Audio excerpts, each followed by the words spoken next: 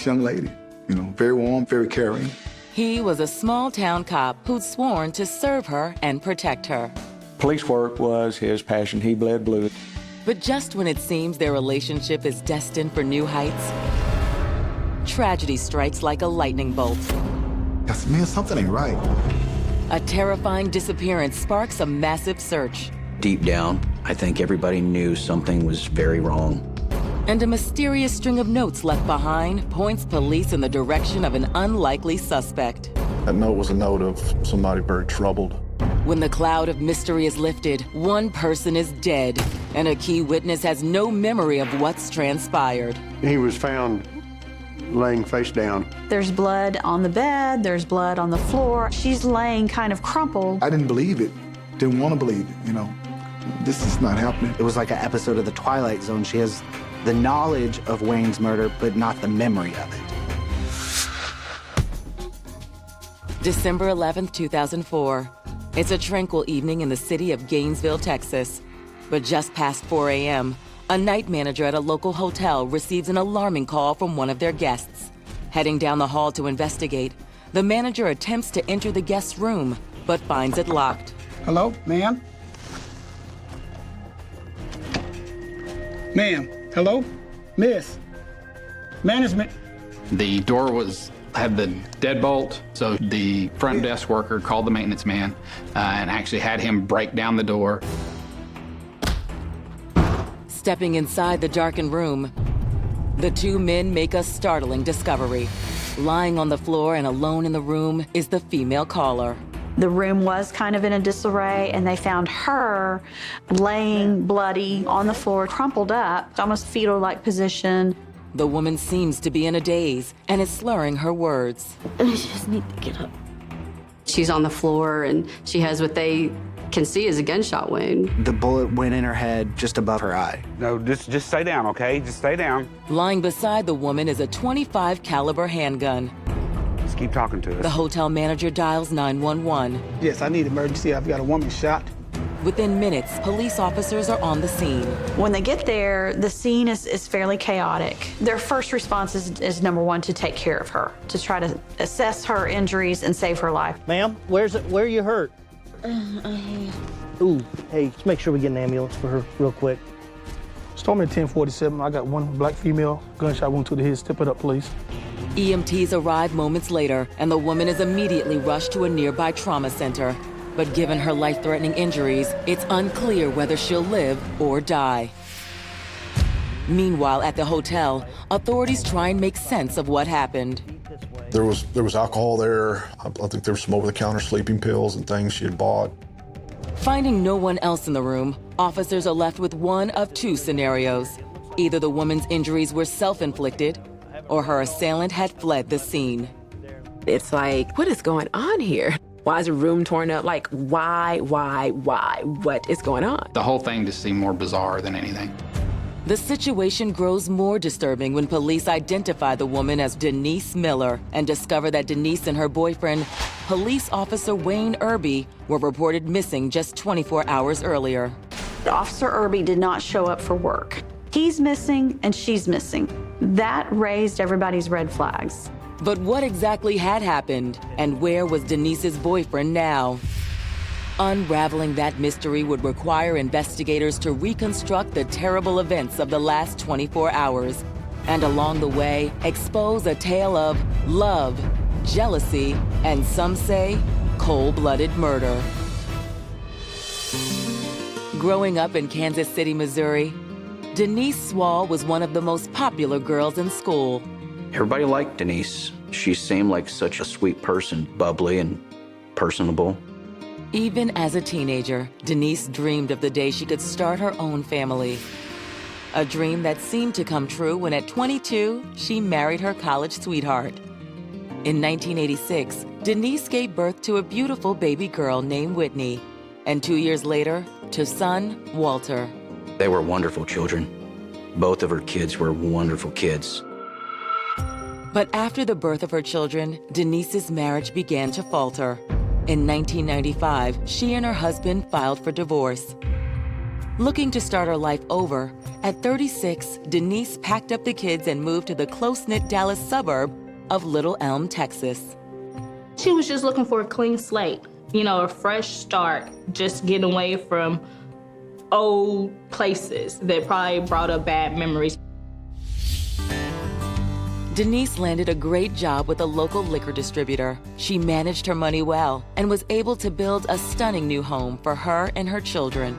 She seemed to be very successful, beautiful home, beautiful family, pictures on the wall, everything was perfect. Well, almost perfect. Denise still wanted a good man to share her success with. Then one day in 2003, Denise answered a knock on her front door and was caught off guard to see a police officer standing outside. Hi, how you doing? Hello. My name is Wayne Irby of the Little Elm Police Department. I noticed you had your garage door open. We had a lot of thefts in the neighborhood. You might want to close it. Okay. Well, I'm giving you my card, okay? You give me a call if you need anything, all right? I will do that. All right, now appreciate it. Thank you. All right, now. Denise appreciated the gesture, especially since it was coming from a big, strong officer like 37-year-old Wayne Irby. A 6-year veteran of the Little Elm Police Department, Wayne wore his passion for his job on his sleeve. And he bled blue, as we say in the law enforcement industry. He was somebody that liked to get out and meet people on his beat. He was just one of those people that made you feel good. It wasn't long before Officer Irby came knocking on Denise's door again. But this time, it had nothing to do with police work. Since we last met, I definitely couldn't stop thinking about you. And I was hoping I could take you out to dinner, maybe a movie. Sure. He told me, man, I met this young lady. He said, I think I'm gonna settle down with this one. Denise felt the same way. And after their very first date, the couple became exclusive. He took to her just as much as she was taken by him. And I think it clicked in that sense. I mean, how could it not? Wayne Irby started talking about how serious they were getting. He said he really liked Denise a lot. Receive $100? A divorced dad himself, Wayne was an immediate hit with Denise's 2 kids. The kids and him got along great. They treated Wayne like a father figure. They seemed to be all one big happy family. Even so, as the relationship progressed, Denise began to suspect Wayne was just a little too friendly with some other women he ran into on his beat. He was a ladies' man. There were a lot of women in the community and outside of the community that would talk about him often. Eventually, Denise confronted Wayne about the situation, but Wayne vehemently denied the accusations. He would get upset with her and tell her, there's nothing going on with anybody. He'd tell me, well, man, I'm not doing anything. Was Wayne being honest? On the surface, it was hard to tell. Either way, the allegations took a toll on the relationship. When there is a trust break, not only do you mistrust that person, then you mistrust the things within yourself. But by the spring of 2004, Wayne and Denise seemed to have put their trust issues behind them. And later that year, the couple bought a house together. At that point in his life, he was ready to settle down, and that's the reason he bought that home with her. But life under the same roof wasn't everything Wayne and Denise expected. And soon, the couple's old trust issues began to rear their head again. A few months later, Wayne decided they should go their separate ways. There's a lot of crying, a lot of tears. They were fighting, and he was threatening on leaving. Wayne moved into a rental home across town. But when Denise unexpectedly lost her job in November of that year, he began having second thoughts about the separation. They reconciled when Denise lost her job because he didn't want her and her children to not have a home, and tried to work it out. But just as it seemed Denise and Wayne were back on track, their world turned upside down. It begins at 6 a.m. on December 10th, 2004. Members of the Little Elm Police Department file into their squad room for their morning briefing. Everyone, that is, except for Wayne Irby. And he hadn't come in. And so, he called, he didn't answer. And that was, well, first of all, it wasn't normal behavior. Irby? Have I seen Irby? When he comes in, let me know. An hour passes, then 2. Wayne is still a no-show for work. He was always at work, there early, ready to go. It's uncommon, almost unheard of, for an officer to not show up on duty when it's his turn. And so everyone knew early on that something was just not right. What no one on the police force realizes is that Officer Wayne Irby isn't the only missing person in the town of Little Elm. So is the love of his life.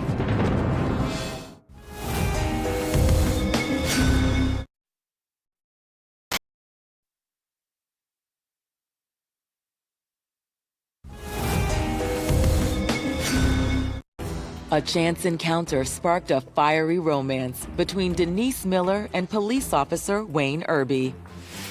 But despite their undeniable chemistry, the relationship had its fair share of ups and downs. It was somewhat stormy. They had their problems. Things had gotten serious, but there was a concern about her jealous tendencies, and there were some underlying issues in their relationship that had to be resolved. Just when it seems Denise and Wayne patch things up, police in their hometown of Little Elm, Texas, find themselves embroiled in a mystery. It starts on December 10th, 2004, when Wayne failed to report to duty for his 6 a.m. shift. Wayne was not somebody that was late. And so when he did not show up as he was scheduled, didn't come to briefing, didn't call anybody, people began to worry. That just didn't make any sense. Wayne always checked his phone. He always played his messages. But as the hours roll by, Wayne's friends on the force grow increasingly concerned, particularly Cynthia Medrano. I went into the chief's office and I said, something's wrong. He's not calling me back. Something's wrong. Hey, Cynthia, what can I do for you? I haven't heard from Wayne at all, and I'm really worried. Tell you what, I'll have a couple officers swing by and do a welfare check, okay? Thank you. Just before noon, Police Chief Waylon Rhodes dispatches officers to conduct a welfare check at the house Wayne shares with Denise and her children. We had officers go by Denise's home. We knocked and nobody answered. There were no vehicles in the driveway. The doors were locked, front and back door. Now unable to locate either Wayne or Denise, police shoot for the next best thing. We went to the high school and talked to the kids, Denise's kids. I'd like to ask you a few questions, if that's okay. That's fine. According to Denise's children, they hadn't seen their mom or Wayne in nearly 24 hours. They had said she had not come home that night and didn't know where she was. Denise's daughter, Whitney, also recounts a disturbing phone call she'd received around midnight. She was like, I'm running errands, and then she said, I love you. Is that unusual? She doesn't usually talk like that. She doesn't. She said that they could get themselves ready for school in the morning. Her kids were old enough and certainly mature enough to take care of themselves, and it's exactly what they did. Whitney states that before heading off to school that morning, she tried to call her mother one more time. She wasn't answering her cell phone. They couldn't find their mom. She was missing. Whitney says this seemed completely out of character for their mother. For police, it's a startling turn of events. They've got not one, but two missing persons. Deep down, I think everybody knew something was very wrong. Nobody is more concerned for Wayne Irby's safety than his partner on the force, Jerry Walker. After searching the streets of Little Elm for hours, Walker and another officer, James Wynn, decide to check out the rental home Wayne vacated when he moved back in with Denise. They obtain a key from the landlord and prepare to enter the home.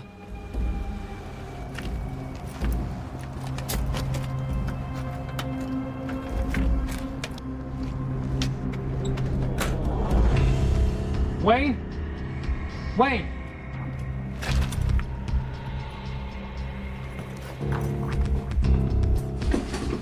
Diamond clear. In the kitchen, officers make an ominous discovery. He and I both observed Wayne's fanny pack that he carried with him often and his cell phone. And that was a sign immediately that this was not good. Moments later, Officer James Wynn turns the corner down a hallway and sees something that stops him dead in his tracks. James Wynn sliced around the corner and took a gasp of breath. And he stopped and backed up, and he looked at me and said, Don't come any closer. Just stop right where you're at. But at this point, Detective Walker has come too far not to press forward. Wayne Irby was lying on the ground, and there was what looked like an injury to the back of his head. There was no sign of any fight or any violence at all. It seems the search for Wayne Irby has just taken a turn from the mysterious to the macabre. But where is Denise? It's a question that will soon be magnified by another troubling discovery.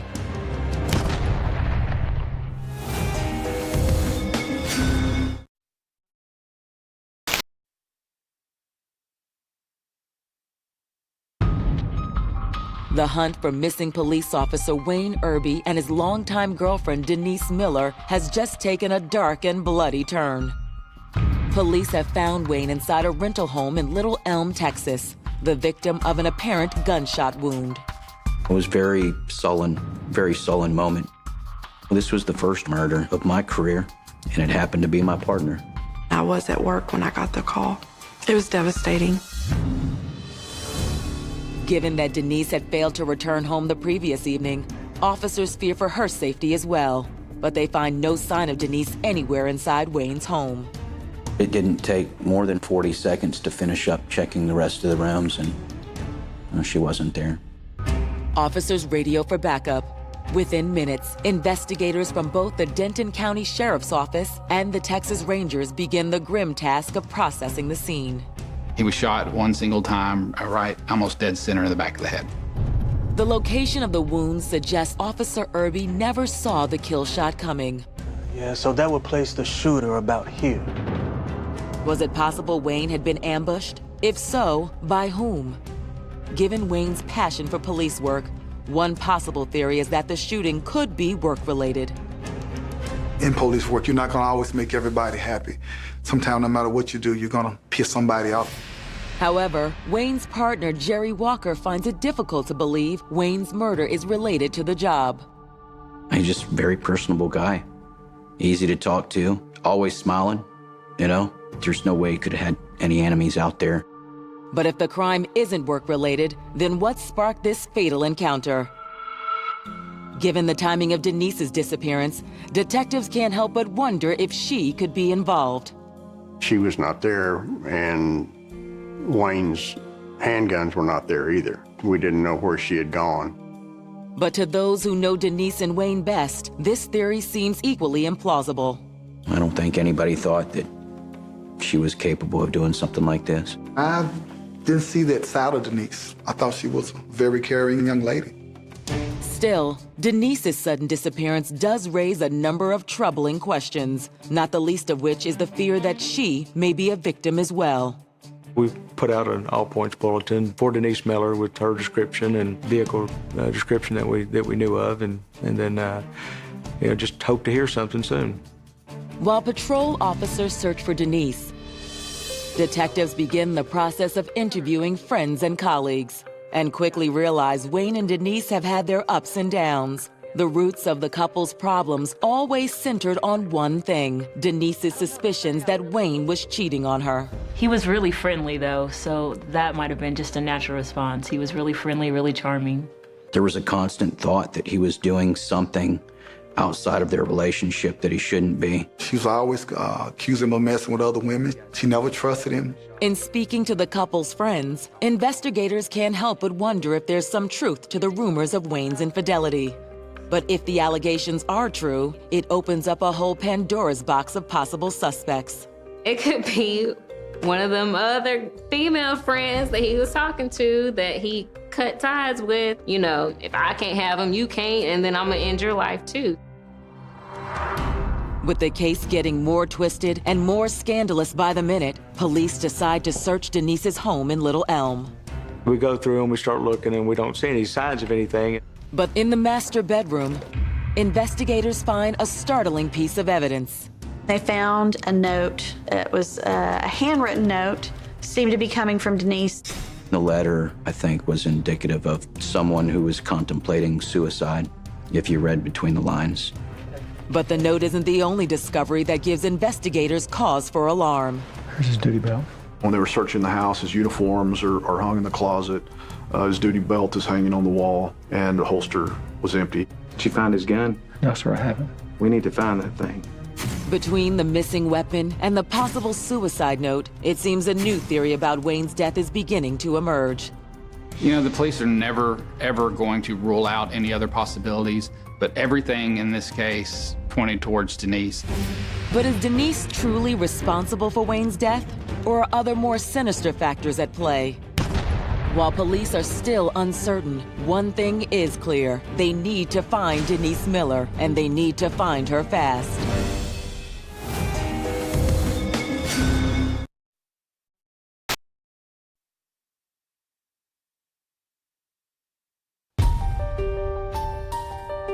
December 10th, 2004, investigators in Little Elm, Texas have discovered missing police officer Wayne Irby gunned down inside his former rental home.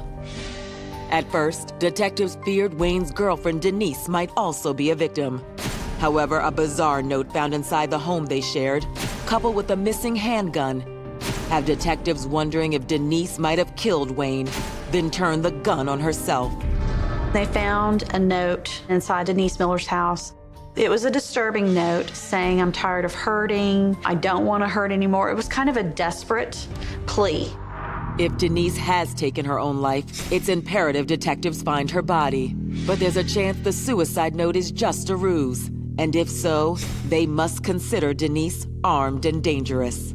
I was worried about another police officer having an encounter with her, and either A, her harming him, or B, him having to use deadly force against her. So everyone was very aware of the situation. As their search for Denise intensifies, investigators must decipher what Denise meant by her troubling letter.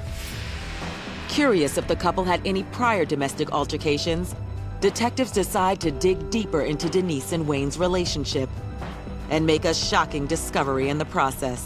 She had come to the police department to file a complaint against Officer Irby for domestic violence. She had said that he had assaulted her.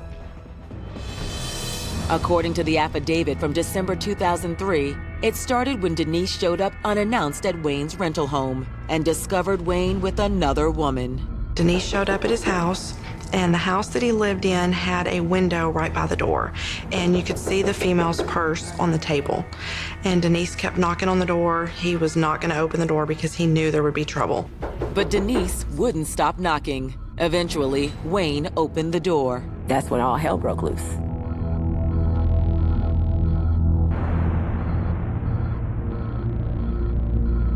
Who is that woman? Look, Denise, she's just a friend of mine.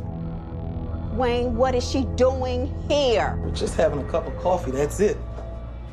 The report asserts that the couple started arguing, and the encounter quickly turned physical. Every time I turn around, you're doing the same thing!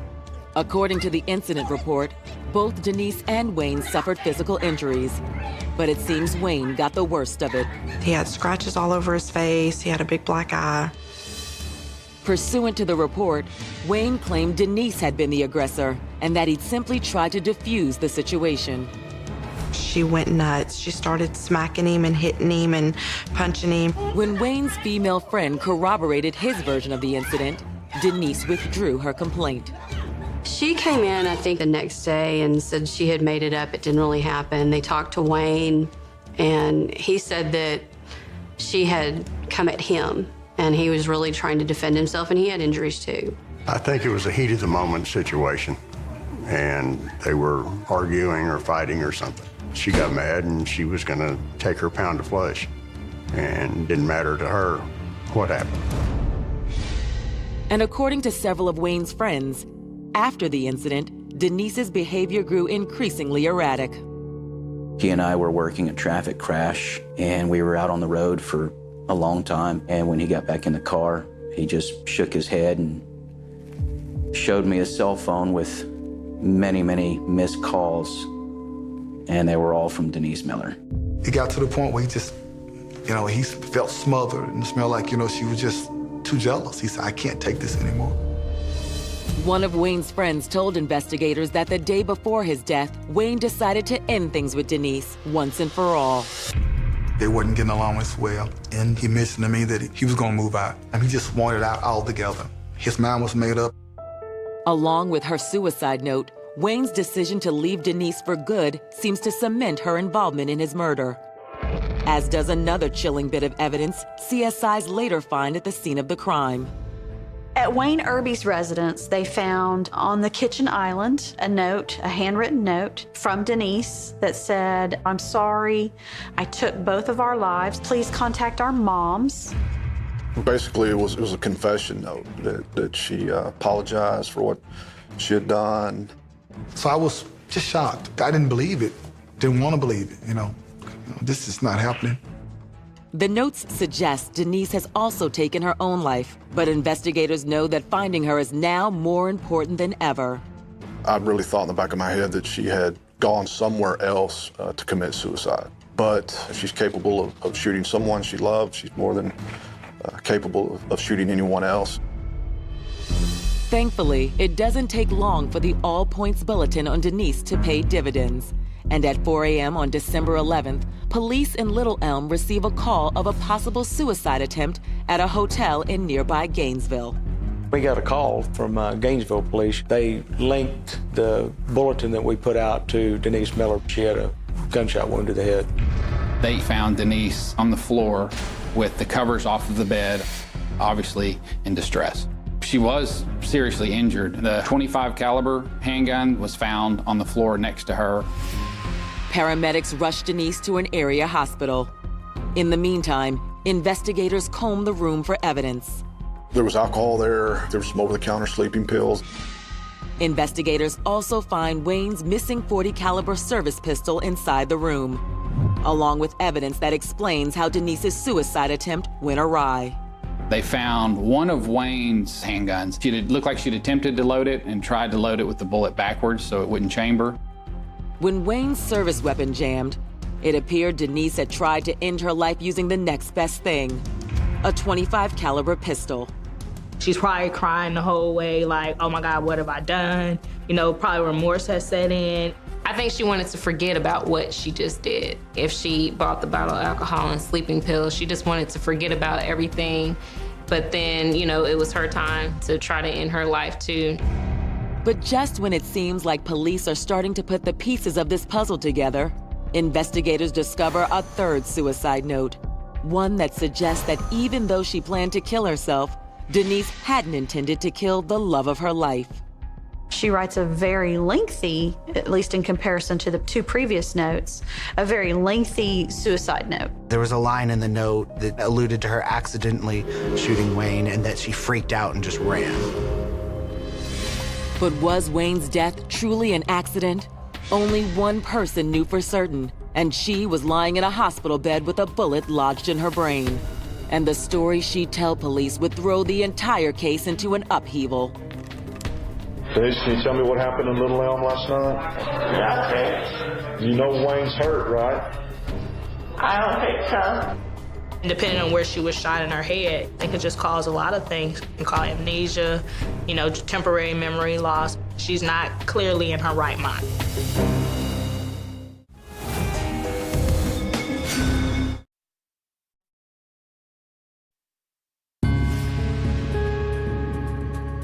On December 11th, 2004, just 12 hours after her longtime lover Wayne Irby was found shot to death, Denise Miller put a .25 caliber handgun to her head and pulled the trigger. Detectives have also found a series of suicide notes that seem to link Denise to Wayne's murder and suggest that if Denise couldn't have Wayne, no one could. Wayne had made his mind up to end that relationship. She's not clearly in her right mind because everything is going on in her head. It could have been a psychotic break. But just when police seem to have solved the crime, a third and final suicide note found inside Denise's hotel room suggests Wayne's death might not have been intentional. There was a single line about it was an accident. Hoping to unravel this mystery before it's too late, investigators race to the hospital where Denise is being treated for the self-inflicted gunshot wound. Denise Miller shot herself in the head. That trauma affected her brain, her cognitive abilities. It also affected her motor skills. Despite her injuries, investigators believe Denise is coherent enough to provide a statement. They're not sure at that point what her prognosis is going to be, so I wanted to get as much as a statement as I could from her. That afternoon, doctors allowed Texas Ranger Tracy Murphy to proceed with the interview. I'd like to ask you a few questions. Placing a recorder by her bedside, Murphy questions Denise about the events leading up to the shooting. Denise, can you tell me what happened in Little Elm last night? Nothing. You know Wayne's hurt, right? I don't think so. You don't think so? How come you left a note there telling me what happened to Wayne? I don't know. She could talk, but she had very limited recollection at that time of what had gone on. According to her, she was not aware that she had shot herself. Although clearly reeling from injuries, when pressed for more details, Denise does admit to being in Wayne's house the day of the shooting. Did you see him at his new house? Yeah. What happened there, Denise? We argued. About him moving out? Yeah. Then what happened? I don't know. When I told her that she had hurt Wayne, she said she hadn't. And then when I told her, I said, look, Wayne's dead, her basic response was, no, he's not. It seemed suspicious to us that she could remember things from before, she could remember things from after, but somehow the part about killing Wayne Irby was gone. Is Denise in denial? Or is there another possible explanation for her sudden memory loss? She's got a combination of drugs and alcohol in her system, and she shot herself. So all that combined, you can kind of understand why she's completely disoriented. The brain is a powerful thing. It's a powerful mechanism. It will shut down to protect you. Me personally, I've had a head injury, and I can't tell you certain things that happened. I can tell you what other people have told me, and I can remember certain incidents, but the actual time that it happened, I couldn't tell you. After being questioned, Denise is sedated and flown to a nearby trauma center for additional treatment. When she wakes the following morning, her memory loss seems to have gotten worse. She's also now paralyzed on one side of her body and blind in one eye. The nurse stated that when she told Denise that Wayne had been killed and that she had shot herself, that she seemed genuinely shocked. It was very convenient for her not to have to remember what she did. But the fact of the matter was she killed a human being. It was frustrating to a lot of officers, yeah, because everyone really wonders, is she just faking it? On December 13th, police received the results of Wayne's autopsy report. The official cause of death is trauma caused by a single .25 caliber bullet to the back of the head. Ballistics revealed the bullet was fired from the exact same weapon Denise used in her botched suicide attempt. Running the weapon's serial number, police learned the gun is registered to Denise's stepfather. So how did it end up in Wayne's rental home? To investigators, the answer seems obvious. I think she took that gun with her there to give him an ultimatum that she wanted him back, and if the answer was no, I think she intended to use it. If she's going over to a situation that she knows is volatile, or at least not good, and takes a gun with her, this was not an accident. On January 18, 2005, police charged Denise Miller with first-degree murder. News of her arrest leaves friends and a community stunned. People were numb, couldn't believe what happened. I think everyone, or at least the people that were close to Wayne and knew Denise, didn't see it coming.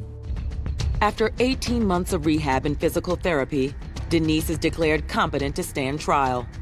On July 10, 2006, at the Denton County Courthouse, the state of Texas versus Denise Miller gets underway. While the victim's friends and family are desperate to see justice served, Denise's supporters believe she's already paid a steep price for her own actions. She was in a wheelchair. She was a very frail and weakened condition. In their opening arguments, prosecutors urged jurors not to be swayed by Denise's frail appearance. The prosecution said she looks like this, she acts like this, she's in this wheelchair because of something she did to herself. Describing Denise as a jealous lover hell-bent on controlling her man, prosecutors assert that on December 9, 2004, Denise drove to Wayne's rental home armed with her stepfather's .25 caliber handgun. An argument allegedly ensued, and Wayne told Denise that the relationship was over once and for all. I just can't do this anymore. You know, I was never cheating on you. You know, I've been there for you guys. You know, I love the kids. I can't do it anymore. I'm tired. That's when, according to prosecutors, Denise took aim and fired. Denise came to the house. She brought her .25 caliber handgun with her. There appears to have been an argument. Either Wayne was done arguing or he saw the gun. One reason or another, he turned his back on her and he was shot. They called it the classic case of, if I can't have you, nobody else can. To bolster their case, prosecutors introduced Denise's 3 suicide notes as evidence. It's a confession. I mean, those notes were confessions. Although defense attorneys don't dispute Denise had shot Wayne, they argue the officer's death had been a tragic accident. She did go into a volatile situation. She did have a gun with her, but she didn't mean to do it. It was an accident. And the proof, they claim, were Denise's own words in the moments before she shot herself. They pointed to the note that said, you know, I didn't mean to do it. I freaked out and I ran. When people are writing their last note, their last words, their dying declaration, it's usually pretty credible. You can usually take it at face value. But in Cross, prosecutors urged jurors to judge the body of that work and not one line possibly taken out of context. There was a single line about it was an accident, but it was surrounded by a lot of things that indicate it wasn't an accident. Things like, you know, thou shalt not kill, I've done a horrible thing. So it's like she mixes in her guilt with that one line. Still, defense attorneys argue that if Denise had truly intended to kill Wayne that day, her gun would have been fully loaded and she would have pulled the trigger more than once. Typically, if you're going in with the intent, the purposeful intent of killing someone, your weapon's fully loaded. It's not kind of a Russian roulette situation. It wasn't fully loaded when he was shot. It appears Denise's defense team has at least raised the possibility that Wayne's death was an accident. But prosecutors still have one piece of evidence at their disposal, evidence that has the potential to make or break the entire case.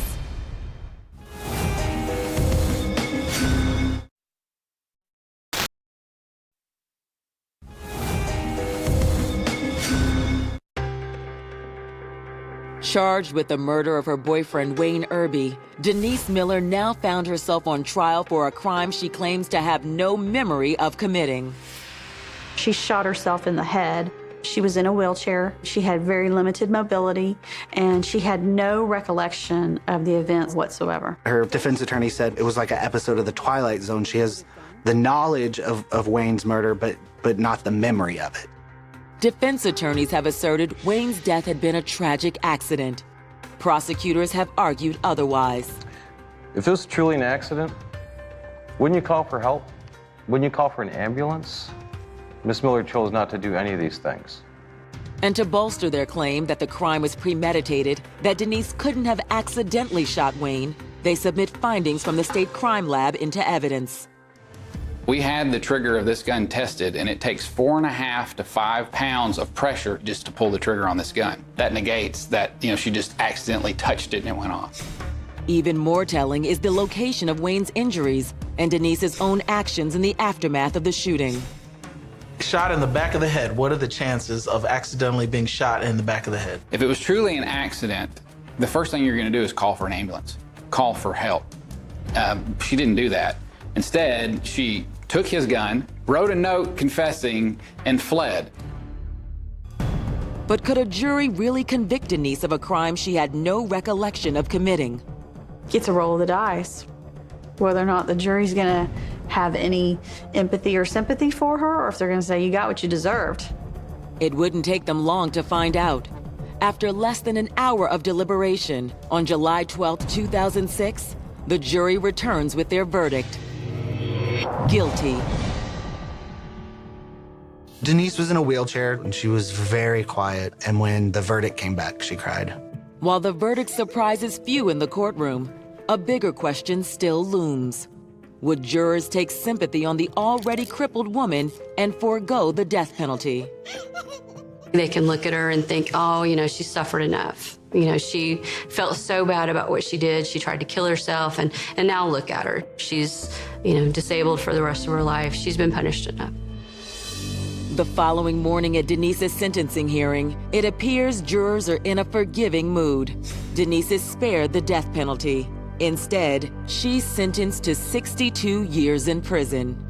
She wasn't a hardened criminal. She certainly wasn't any kind of threat. A 62-year sentence, it's equivalent to a life sentence, but it's not that word. I think she should have gotten the death penalty myself.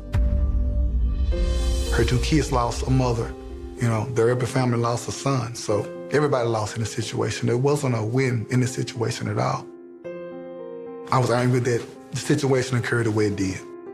I wish if it came to the point and she couldn't get along with him and she didn't trust him, just leave him, but not to take his life.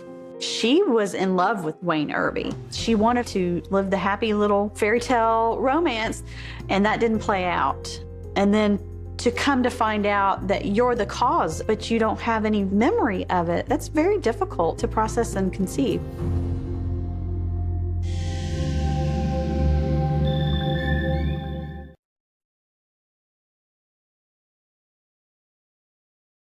The video begins without warning. No introduction, no explanation, just a frame that feels wrong in a way your mind can't immediately name. It's dimly lit, the kind of lighting that doesn't belong to daylight or night, but something in between, like time itself has been paused inside that room. The camera doesn't move. It watches. And in that stillness, there's something deeply unsettling, not because of what is immediately visible, but because of what you sense is about to happen. Somewhere, miles away, a person sits in front of a glowing screen. Maybe it's late. Maybe the room is quiet except for the faint hum of a computer fan. The cursor hovers for a second before clicking play. At first, there's confusion, then discomfort, then the kind of dread that creeps in slowly, tightening around the chest, making it harder to breathe. You don't yet understand what you're watching, but your body reacts before your mind can catch up. Within hours, the video spreads. It moves faster than anyone can control. From one forum to another, from private messages to public threads, from curiosity to horror. People don't just watch it, they react to it. Some turn it off halfway through, unable to continue. Others keep watching, frozen, as if looking away would somehow make it worse. And then there are those who begin asking questions. Who made this? Is it real? Where did it come from? The answers begin to form in fragments. A username appears. A face, already familiar to some corners of the internet. A man who had been trying, desperately, relentlessly, to be seen. Luca Magnotta. For years, he had chased attention in every form he could find. Small appearances, fleeting recognition, a name that never quite stayed long enough in the public eye. But now, suddenly, he had achieved something else entirely. Not fame in the way he once imagined, but visibility, undeniable and impossible to ignore. And that's what makes it so chilling. This wasn't just a crime. It was a performance. Every frame of that video feels intentional. The angle of the camera, the pacing, the way it lingers just a little too long on certain moments. It's not chaotic. It's controlled. As if someone somewhere had thought about how this would be seen, not just in the moment but after. As if the act itself was only one part of something larger. Across the world, people begin connecting pieces that, until now, had existed in isolation. Old videos resurface, clips that once seemed disturbing but distant. Acts of cruelty that had sparked outrage, then faded into the endless churn of online content. But now, in this new context, they take on a different meaning. They don't feel random anymore. They feel like steps, like a path that had been leading here all along. In Montreal, the city moves as it always does. Streets busy with traffic, cafes filled with conversation, the rhythm of daily life uninterrupted, at least on the surface. Somewhere within it, a building stands like any other. Windows reflecting the sky, doors opening and closing, neighbors passing each other, without a second glance. Nothing about it suggests what has already happened inside. Nothing warns of a story that is about to unfold. And yet, that story is already escaping. Not through witnesses. Not through sirens or crime scenes cordoned off with tape. But through something far less tangible and far more difficult to contain. Data. Files. Images. A digital trail that doesn't stay in one place, that doesn't wait for authorities to catch up. It moves ahead of them, faster than any investigation could begin. Somewhere else, a group of strangers, people who have never met, connected only by screens and shared obsession, begin to recognize something they had feared for a long time. They had seen the signs before. They had followed the clues, traced the patterns, tried to warn others. And now, staring at what has been released, they realize the truth they had been circling around for months. It's too late. The victim, at this point, is still just a name waiting to be discovered. A missing presence. A silence where there should have been a message, a call, a reply. Jun Lin is not yet known to the world in the way he soon will be. To those who love him, he is simply gone, his absence stretching longer with each passing hour, each unanswered question growing heavier. But out there, in the vast and indifferent space of the internet, his story has already begun to take shape, without his voice, without his consent, without any chance for him to reclaim it. And that is where the true horror settles in. Not just in what was done, but in how it was shown, how it was shared, how it was consumed. Because this isn't a crime hidden in darkness, waiting to be uncovered piece by piece. This is something else entirely. Something that steps into the light on its own terms. Something that doesn't just happen. It announces itself. And once it does, there is no taking it back. The screen goes black eventually. The video ends. But the feeling doesn't. It lingers, like a question that has no immediate answer. Like a shadow that doesn't move when the light changes. Somewhere, someone closes their laptop. Somewhere else, another person presses play. And in that endless loop of watching and reacting, of searching and uncovering, the story continues to spread, far beyond the room where it began, far beyond the moment it was created. Because this was never meant to stay hidden. It was meant to be seen. Long before the world would learn his name in horror, the story had already begun to take shape in quieter, less noticeable ways.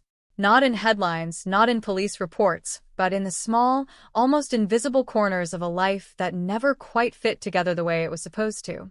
In Toronto, where Luca Magnotta was born, nothing about his early surroundings seemed extraordinary at first glance. Rows of houses, ordinary streets, the kind of environment where people expect lives to follow predictable paths. But inside that expectation, there are always exceptions, stories that drift away from what is considered normal, slowly at first, then all at once. As a child, he existed on the edges of things. Not entirely disconnected, but never fully anchored either. There were moments that hinted at instability, fragments of behavior that didn't quite align with those around him.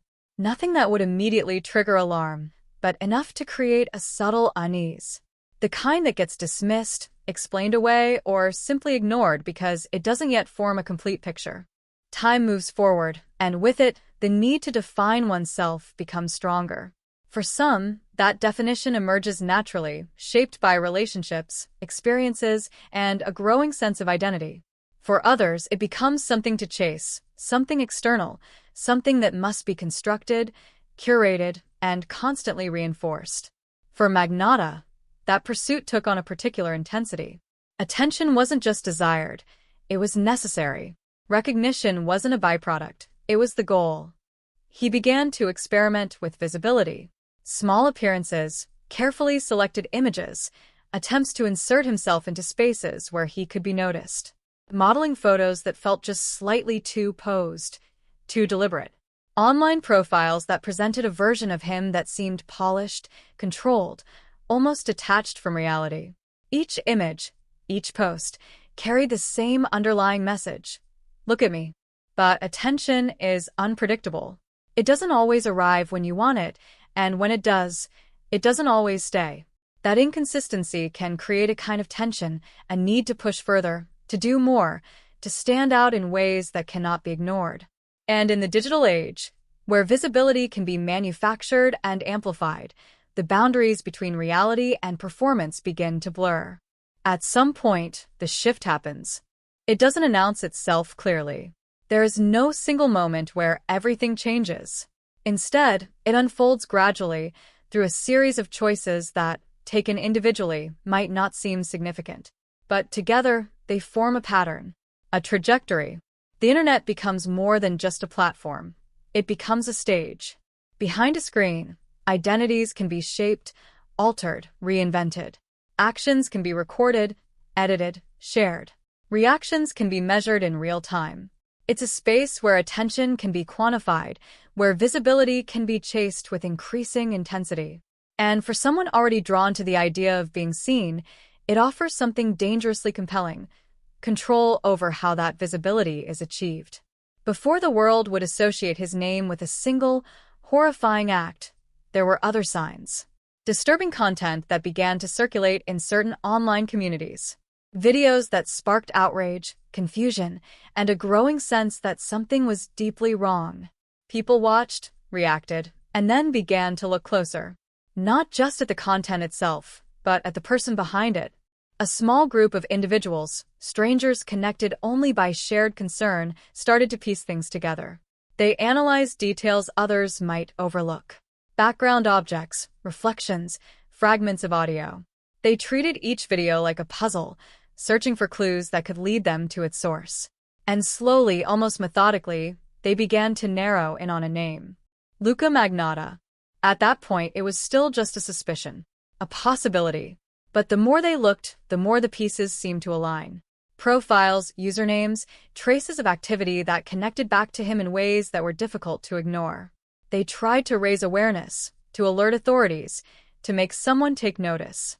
But their efforts existed in a space that wasn't always taken seriously. Online investigations, no matter how detailed, often struggle to break into official channels.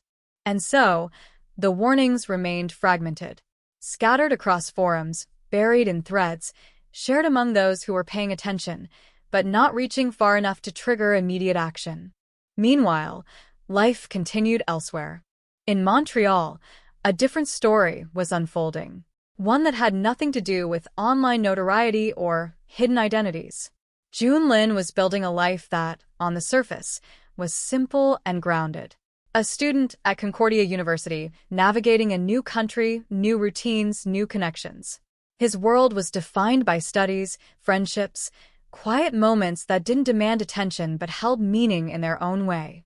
There was no reason for these two paths to cross. One shaped by a relentless pursuit of visibility, the other by a quiet attempt to find place and purpose. They existed in the same city, but in entirely different realities. Separate. Unconnected.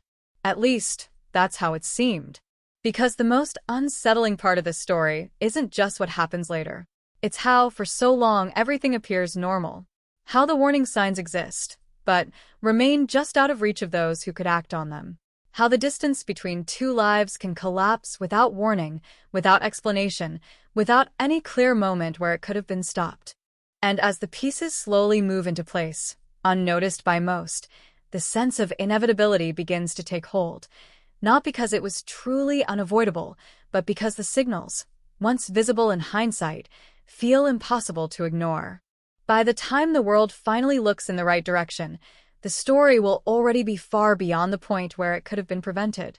Before his name was spoken in newsrooms, before it was printed in headlines or searched in panic across continents, June Lin existed in a world defined by ordinary hopes. The kind that don't draw attention, that don't make noise, but quietly shape the direction of a life. He arrived in Montreal not as part of a story, but as part of a journey, one shared by thousands of international students who leave behind familiarity in exchange for possibility. There is something fragile about that kind of beginning.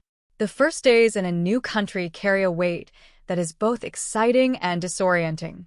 Streets feel unfamiliar even when they are crowded. Conversations move at a pace that takes time to follow.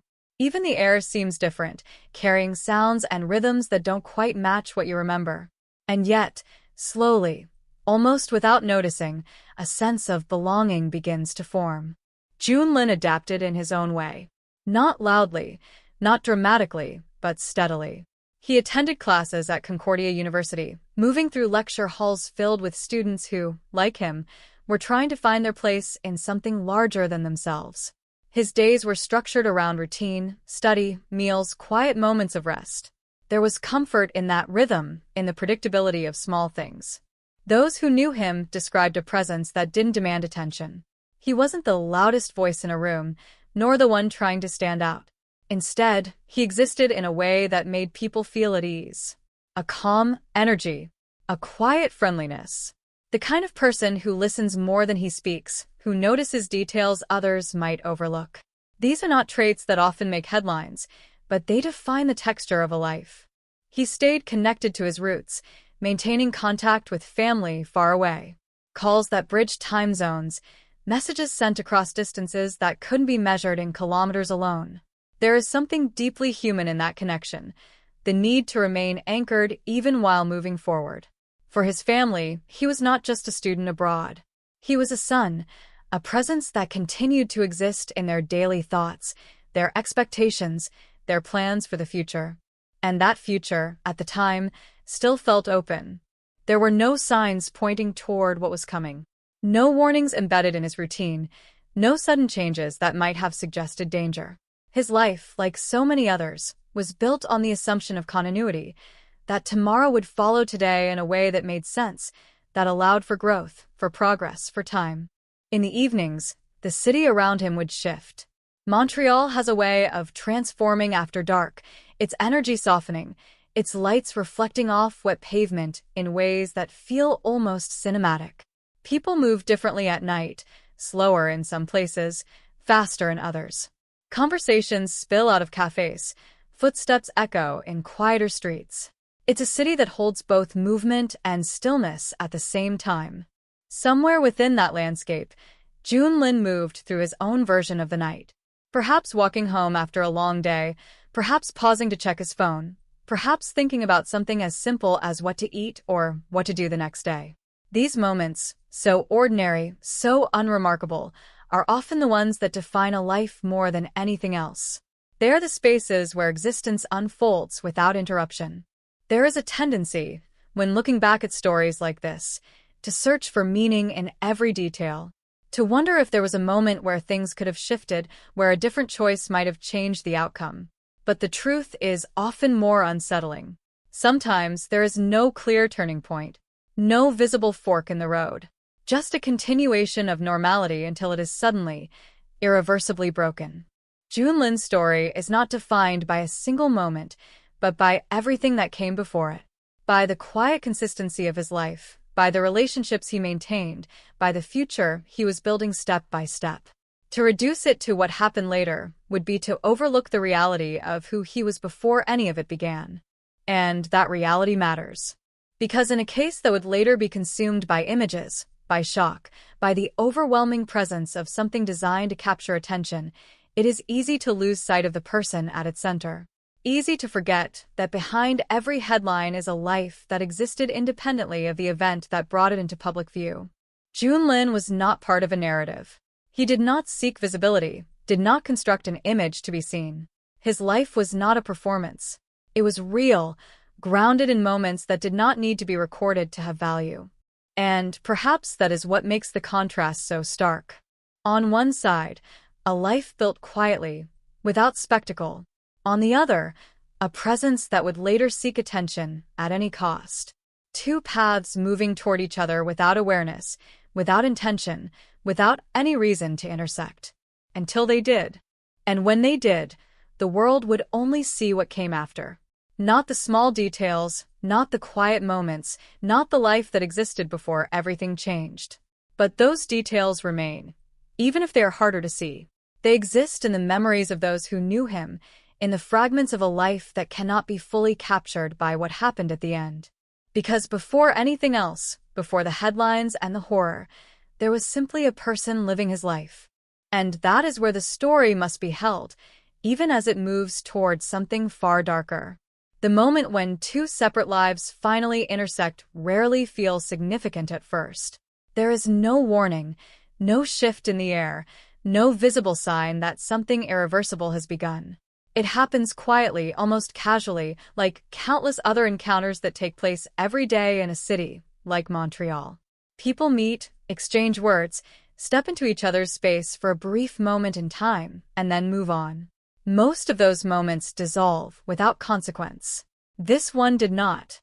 It began with something simple, a message, a glance, an agreement that didn't seem dangerous on the surface. The kind of interaction that doesn't carry weight when it happens, because nothing about it suggests what lies beneath. For June Lin, it was just another point in an otherwise ordinary timeline. Another decision that, in any other context, would have been forgettable. But inside a small apartment behind closed doors, something else was already in motion. Luca Magnotta had prepared the space in a way that wasn't immediately obvious to an outsider. There was no chaos, no visible sign of panic or instability. Instead, there was control, a deliberate arrangement of objects, a sense that everything had been placed with intention. The room didn't scream danger, it concealed it. And that concealment was part of what made it so effective. When June Lin entered, the outside world remained just beyond reach. The sounds of the city, distant traffic, muffled voices, the faint hum of life continuing, were still there, but they no longer mattered. Inside, the environment shifted. Not dramatically, not all at once, but enough to create a separation. A boundary that, once crossed, could not easily be undone. There is a point in situations like this where something changes, not necessarily in a way that can be clearly identified, but in a way that is felt. A subtle tension, a hesitation, a moment where instinct might whisper that something is wrong. But those moments are fragile. They depend on context, on expectation, on the ability to interpret signals that are often too faint to fully understand. And sometimes, by the time that shift is recognized, it is already too late. What followed was not sudden chaos, but a progression. Controlled, deliberate, unfolding in a way that suggested planning rather than impulse. Every movement, every action, carried a sense of intention. This was not a moment that spiraled out of control. It was one that had been constructed, step by step, long before it began.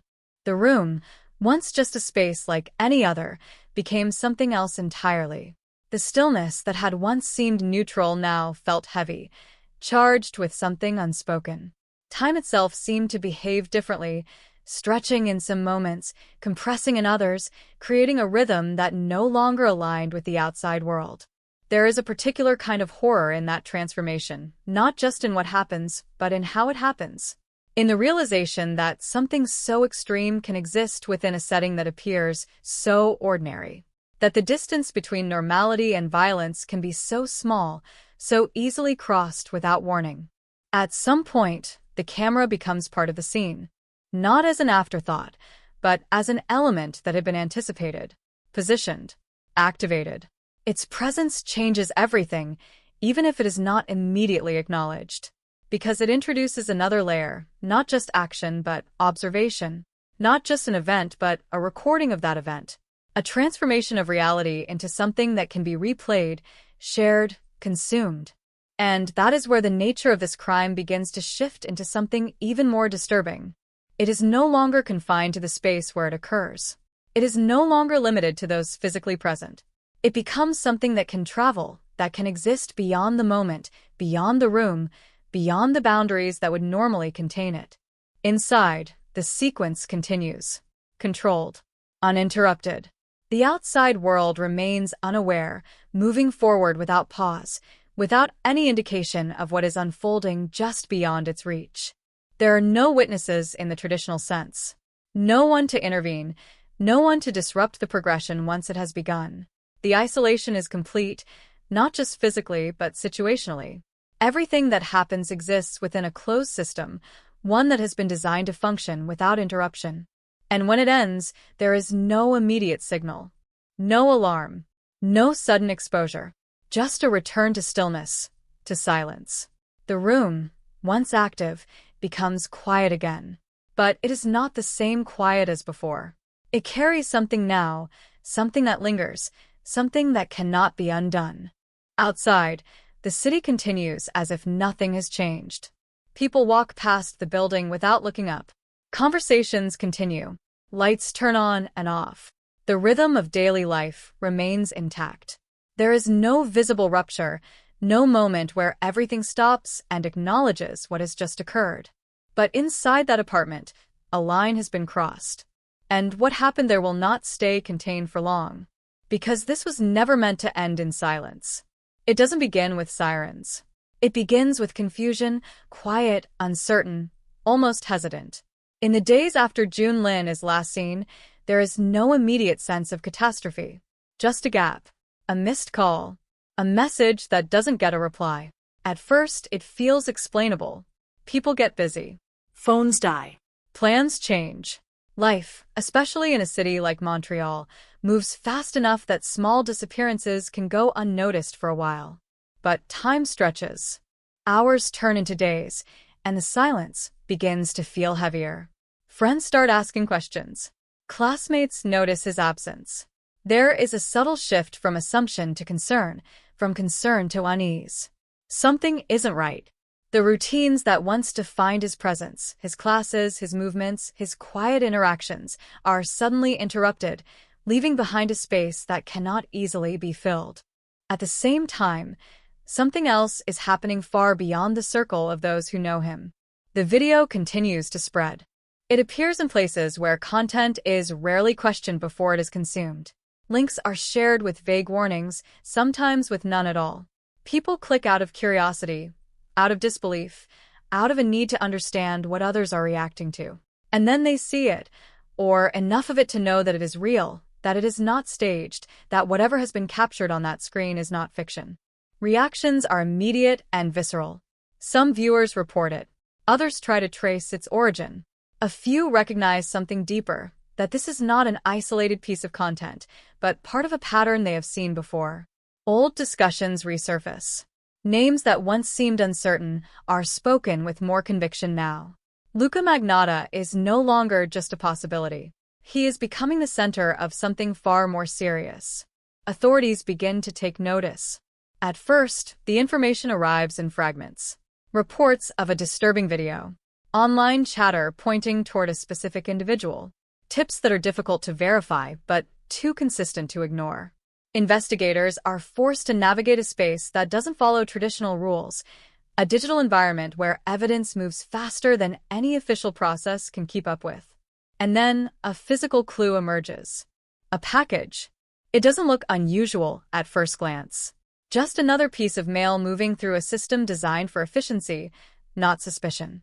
But when it is opened, everything changes. What is found inside is not just evidence. It is a confirmation that something far worse has occurred. The abstract horror of a video becomes something tangible, something that cannot be dismissed or explained away. The response shifts instantly. This is no longer a question of disturbing online content. It is a homicide investigation. In Ottawa, similar packages begin to appear, each one escalating the urgency, each one reinforcing the reality of the situation. Government offices, institutions that operate under layers of security and protocol, are suddenly confronted with something they are not designed to handle. The system reacts, but it is already behind. The act has been completed. The evidence is being distributed. Back in Montreal, investigators begin to trace everything back to a single location, an apartment. From the outside, it offers nothing unusual. It blends into its surroundings, part of the fabric of the city. But inside, it holds the key to everything. When authorities enter, the atmosphere is different, not because of what is immediately visible, but because of what lingers. A sense that the space has been used in a way that defies its ordinary purpose. The search begins carefully, methodically. Every surface is examined. Every object considered. What might seem insignificant in another context becomes critical here. Small traces, barely noticeable, begin to form a picture. Not a complete one, not yet, but enough to confirm that this is where something happened. Something deliberate. The camera, the one that recorded the video, becomes part of the evidence. Not just as a tool, but as a witness of sorts. It has captured something that cannot be undone, something that now exists beyond the control of the person who created it. And then there is the absence. The absence of Jun Lin as a living presence. The shift from searching for a missing person to understanding that he is no longer alive. It is a transition that happens not with a single piece of evidence, but with the accumulation of many. Each detail adding weight, each discovery narrowing the possibilities until only one remains. Investigators begin to reconstruct the timeline. Movements. Communications. The last known interactions. Each element is placed carefully, like pieces of a puzzle that must fit together with precision. The goal is not just to understand what happened, but to prove it. To build a case that can stand in a courtroom, that can withstand scrutiny, that can lead to accountability. But even as that process unfolds, there is another challenge. The suspect is gone. Luca Magnotta is no longer in the apartment, no longer in the immediate vicinity, no longer within reach. He has already moved on, leaving behind a trail that is both visible and elusive. Digital footprints, travel records, fragments of information that suggest movement but do not immediately reveal a destination. The investigation is no longer contained within one city. It expands outward, crossing borders, involving multiple agencies, each working to track a person who has already demonstrated a willingness to plan, to adapt, to stay one step ahead. And all the while, the story continues to spread. Not just through official channels, but through the same networks that first carried the video. People follow updates in real time, sharing information, speculating, reacting. The line between observer and participant becomes blurred, as the public becomes part of the process in ways that are both helpful and chaotic. What began as a quiet disappearance has transformed into something global, a case that exists simultaneously in physical spaces and digital ones. A story that is being uncovered piece by piece, even as it continues to evolve. And at the center of it all, a question that grows more urgent with each passing moment. Where is he now? At first, the investigation doesn't move in a straight line. It never does in cases like this. Instead, it splinters into leads that seem promising but dissolve under scrutiny, into names that surface briefly and then disappear, into fragments of information that refuse to align neatly. What should be a clear pursuit becomes something far more complex, shaped by the unusual nature of the crime itself. Because this is not just a physical investigation. It is digital, psychological, international. And every layer introduces its own set of complications. The name Luca Magnotta is now central, but knowing who to look for is not the same as knowing where to find him. In the early days, there are moments of false certainty. Reports place him in one city, then another. Sightings come in from different countries, some credible, others driven by fear or attention. Each tip must be evaluated, each claim verified. Investigators work through them methodically, but the volume alone creates delay. Time stretches, and with it, the distance between the suspect and those trying to locate him grows. Travel records become a crucial piece of the puzzle. Flights booked under his name, movements traced through airports, timestamps that offer glimpses into his trajectory. But even these details are not always complete. There are gaps, periods where his exact location is unclear, where the trail goes cold just long enough to create uncertainty.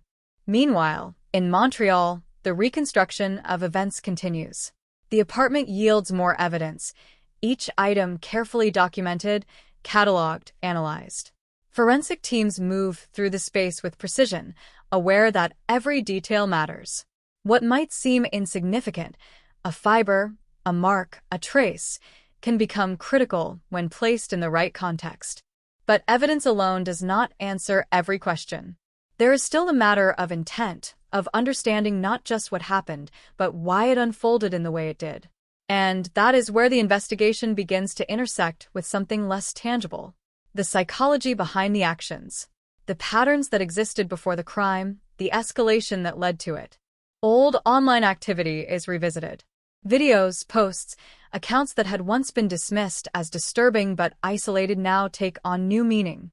Investigators examine them not just as separate incidents, but as part of a continuum, a progression that reveals a growing need for attention, for control, for visibility. The same traits that had drawn online communities to investigate him earlier now become part of the official case. Those communities, scattered across different platforms, continue their own work in parallel.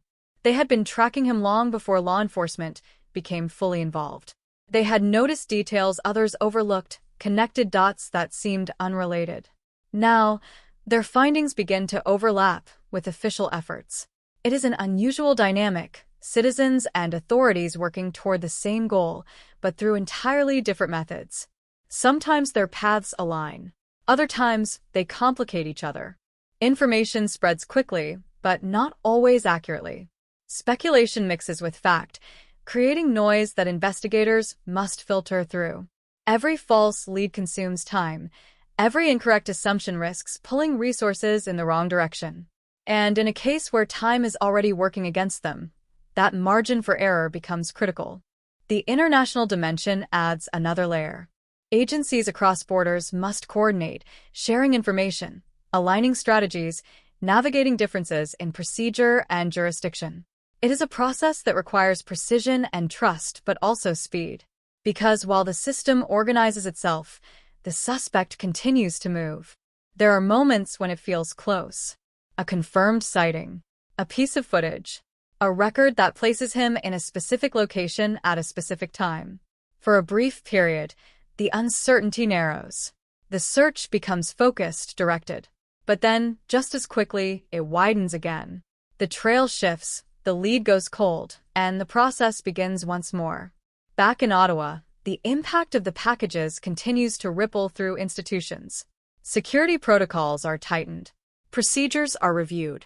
The realization that something so deliberate could penetrate established systems creates a sense of vulnerability that lingers even after the immediate threat is addressed. For the investigators, the pressure is constant. This is not just about locating a suspect. It is about containing a situation that has already crossed multiple boundaries: geographical, digital, psychological. It is about restoring a sense of control in a case that, from the beginning, has resisted it. And beneath all of that, there is the weight of what has already been confirmed. The knowledge that June Lin is no longer missing but gone. That the search is no longer about prevention, but about accountability. That every hour that passes without an arrest is not just a delay, but a continuation of something that has already caused irreversible harm. The investigation moves forward, but not without friction. There are too many variables, too many moving parts. The suspect is not stationary, not predictable in the traditional sense. He leaves traces, but not always in ways that can be immediately followed.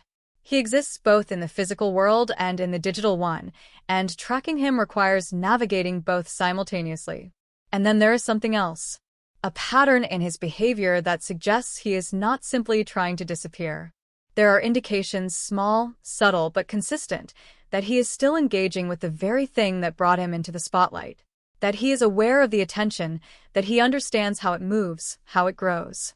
It raises a question that lingers in the background of the investigation, one that is difficult to answer, but impossible to ignore.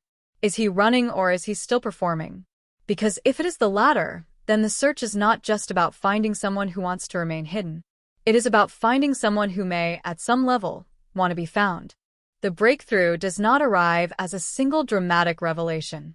It builds, quietly at first, through fragments that finally begin to align in a way they hadn't before. For days, the investigation had felt like chasing shadows, always a step behind, always reacting to movements that had already happened.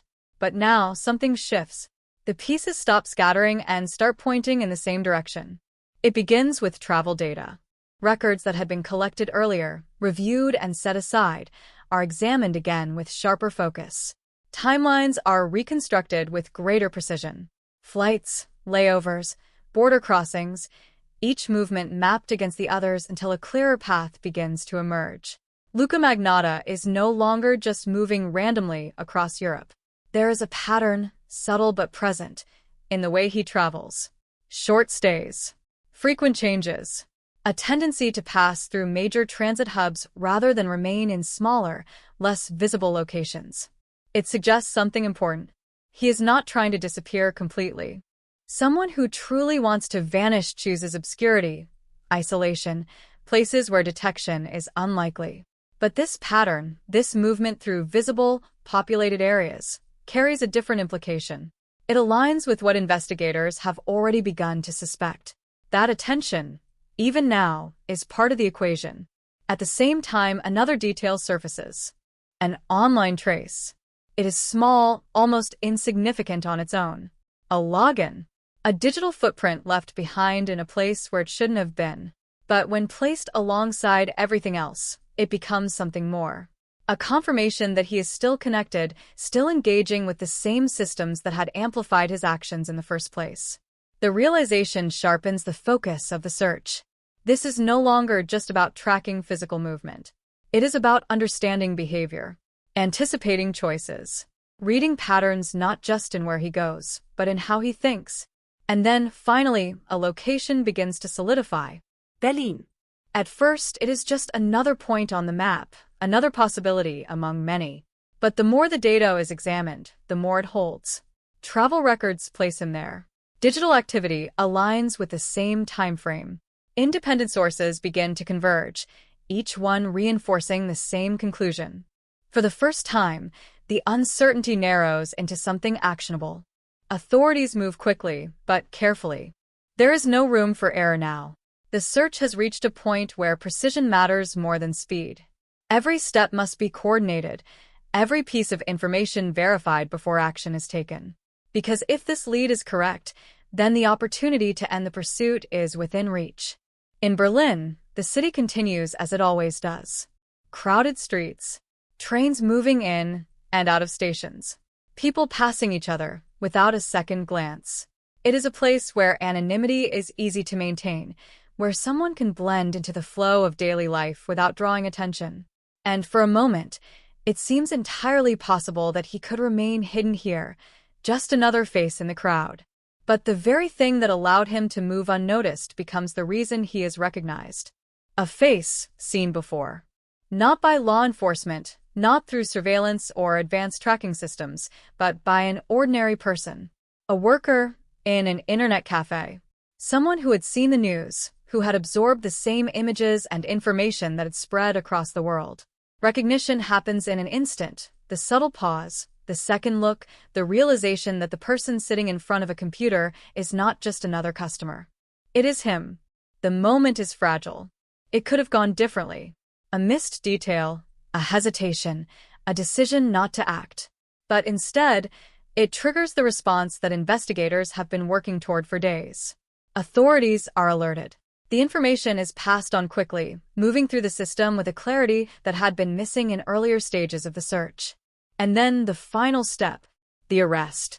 When it happens, it is almost quiet in its execution. No dramatic confrontation, no visible struggle. Luca Magnotta does not run.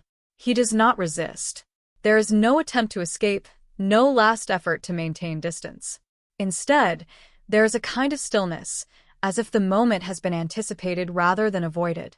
For those involved in the investigation, the shift is immediate. The uncertainty that had defined the search is replaced by something else, something more grounded, more controlled. The pursuit is over. The focus moves from finding him to understanding everything that led to this point, to building the case that will follow. But even in that moment of resolution, there is something unsettling that remains. Because the way it ends feels almost too aligned with the pattern that had been emerging all along. A suspect who moved through visible spaces, who remained connected to the very systems that exposed him, who did not fully attempt to disappear, but instead left traces that could be followed, if only they were recognized in time. It raises a question that lingers even as the handcuffs close, even as the search concludes. Was this an escape that failed? Or a performance that reached its final act? Because standing there, in a place far removed from where it all began, there is a sense that the story has not simply been interrupted. It has reached the moment it was always moving toward. The courtroom does not feel like the places where everything began. It is bright where those rooms were dim, structured where those moments were chaotic, controlled where everything once spiraled beyond reach.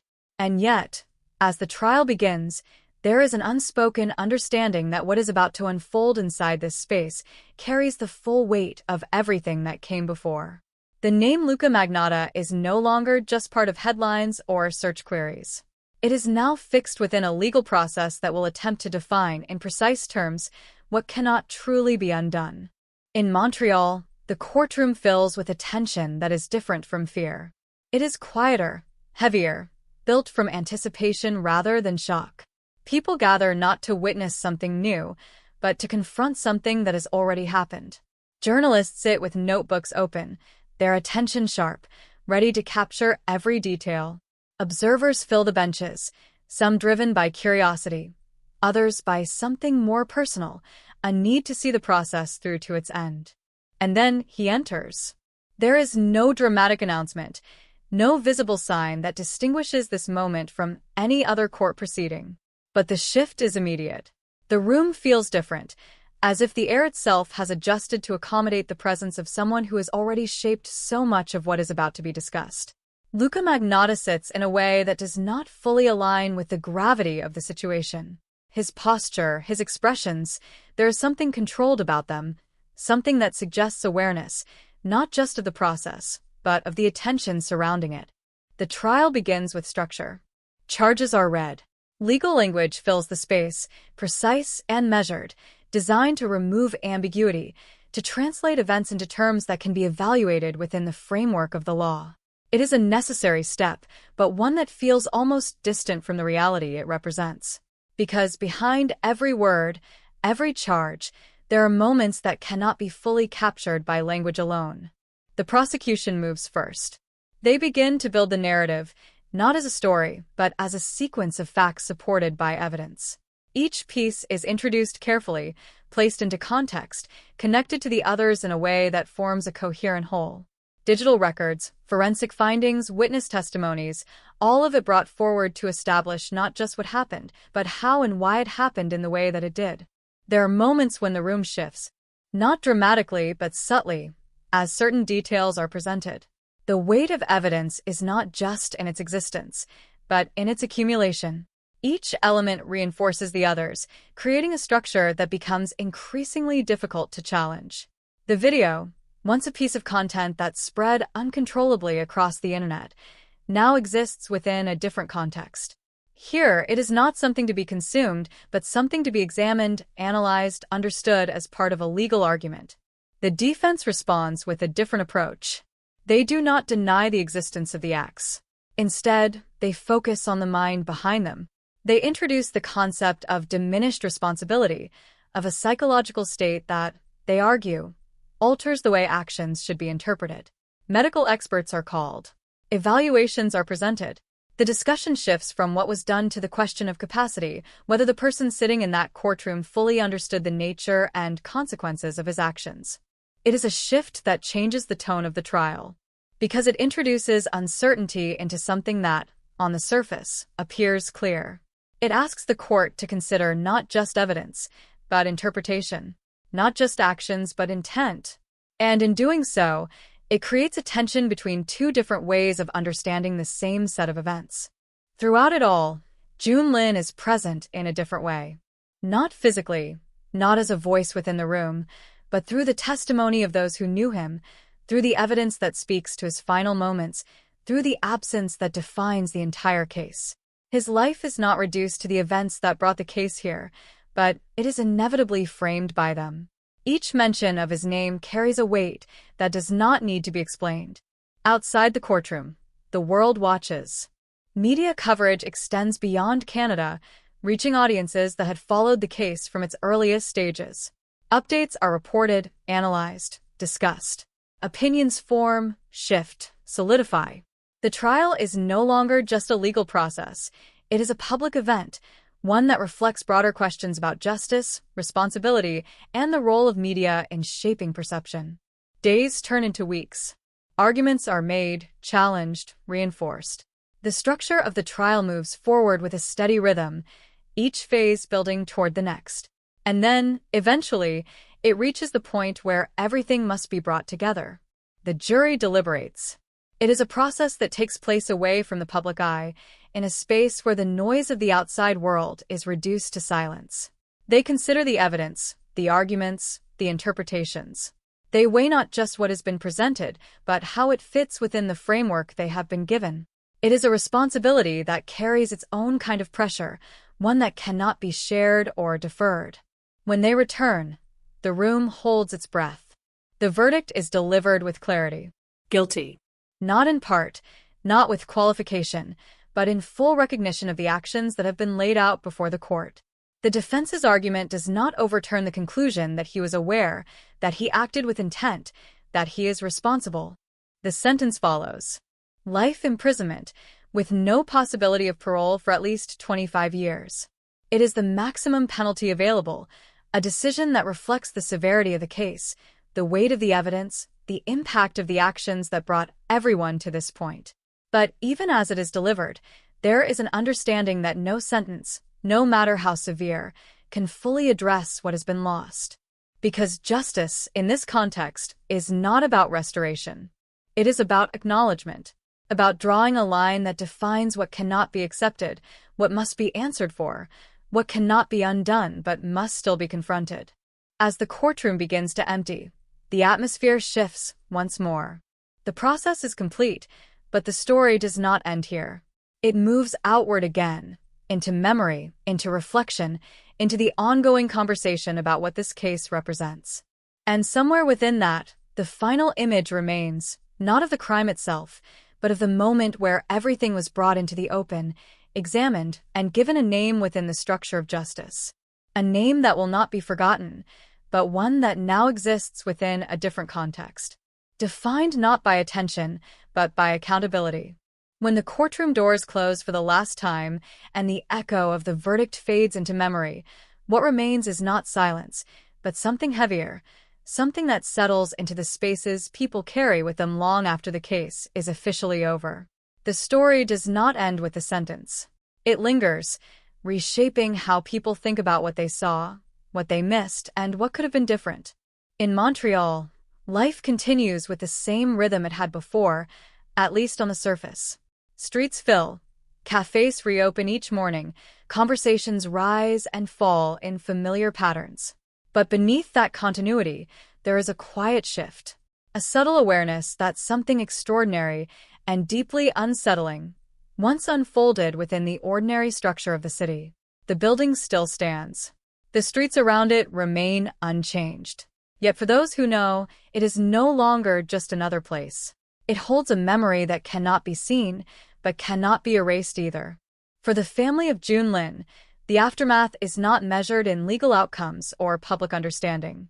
It is measured in absence, in the space at a table that remains empty, in the messages that will never be answered, in the quiet moments where memory becomes both comfort and pain at the same time. Their grief exists outside the structure of the case, beyond the language of evidence and verdicts. It is something that continues, long after the world has moved on to other stories. There is a tendency, after something like this, to search for meaning, to ask questions that reach beyond the specifics of the case itself. How does something like this happen? How does a person move from seeking attention to committing an act that crosses every boundary of humanity? And perhaps most unsettling of all, how does it go unnoticed until it is too late? The story of Luca Magnotta does not offer simple answers. It exists at the intersection of multiple forces, a personal history shaped by instability and a need for recognition, a digital environment that amplifies visibility without always questioning its source, a world where attention can be gained quickly, but not always responsibly. None of these elements alone explain what happened, but together, they form a context that cannot be ignored. The internet, in particular, becomes part of the conversation in a way that feels unavoidable. This was not just a crime that was committed, it was a crime that was shown, shared, consumed. It forces a confrontation with the role of those who watch, who click, who engage, even if only for a moment. Not in a way that assigns blame, but in a way that acknowledges how easily something can spread once it enters that space. There is also the question of warning signs. Because they were there. Not hidden, not entirely invisible, but scattered across time and space in a way that made them difficult to assemble into a single, coherent picture. The videos that surfaced before the crime, the online discussions that attempted to trace their origin, the efforts of individuals who saw something wrong and tried to act on it. Each of these moments carried potential, but none were enough on their own to stop what was coming. It is only in hindsight that they align so clearly. And that clarity brings its own kind of discomfort, because it suggests that prevention is not always about a lack of information, but about the ability to recognize and act on that information before it becomes something irreversible. It raises questions about systems, about communication, about the gaps that exist between awareness and action. But even within those questions, there is a limit to what can be resolved. Some things remain uncertain. Some motivations remain partially obscured, shaped by factors that cannot be fully understood from the outside. The need for attention, the construction of identity, the blurring of performance and reality. These are elements that can be examined, but not entirely explained. And perhaps that is part of what makes this story endure. Not just the events themselves, but the way they resist simple interpretation. The way they force a deeper look at the structures that surround them, the social, the technological, the psychological. The way they reveal vulnerabilities that are not always visible until they are exposed under extreme circumstances. In the end, what remains is not just a case, but a reflection of a world where visibility can be both a desire and a danger, where connection can exist without understanding, where the boundaries between reality and representation can become blurred in ways that have real consequences. And within that reflection, there is a responsibility, not just for institutions or systems, but for individuals as well, to pay attention, to question, to recognize that behind every image, every piece of content, every name that appears briefly and then disappears, there may be a deeper story unfolding. The story of June Lin should not be defined solely by how it ended, but by the life that existed before it. The quiet moments, the ordinary days, the future that was being built step by step. To remember, that is to restore a sense of humanity that the crime itself attempted to erase. And the story of Luca Magnotta, in contrast, becomes something else entirely. Not a figure of fascination, not a symbol to be amplified, but a reminder of what can happen when attention becomes detached from accountability, when the desire to be seen overrides every other boundary. The case does not close in the way stories often do. There is no final resolution that brings everything back into balance. Instead, there is an understanding, quiet, persistent, that some events change the way we see the world, even if that change is difficult to articulate. And so the story remains, not as something to be replayed, but as something to be remembered with care. Not for the spectacle it created, but for the questions it leaves behind. And for the life at its center, which deserved far more than the way it was taken. Time does not erase what happened. It only changes the way it is carried. In the months and years after the trial, the case begins to move out of headlines and into something quieter, something more enduring. It becomes part of conversations that happen in classrooms, in discussions about law, about media, about the boundaries of responsibility in a world that is more connected than ever before. It becomes a reference point, not just for what was done, but for how it was seen, how it was shared, how it was understood. In Montreal, the physical spaces remain unchanged, but the meaning attached to them shifts. Places do not remember in the way people do, but people remember through places.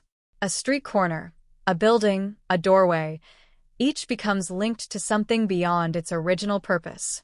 For those who know the story, these locations are no longer neutral. They hold an echo, faint but persistent, of what once unfolded there. At Concordia University, where June Lin once moved through lecture halls and corridors, there is a different kind of remembrance. Not loud, not constant, but present. In the awareness of students who learn about the case, in the quiet acknowledgement of a life that was part of that community. Universities are places of movement. People arrive, study, leave, but some names remain, carried forward in ways that are both subtle and significant. For his family, distance does not lessen the impact. If anything, it deepens it.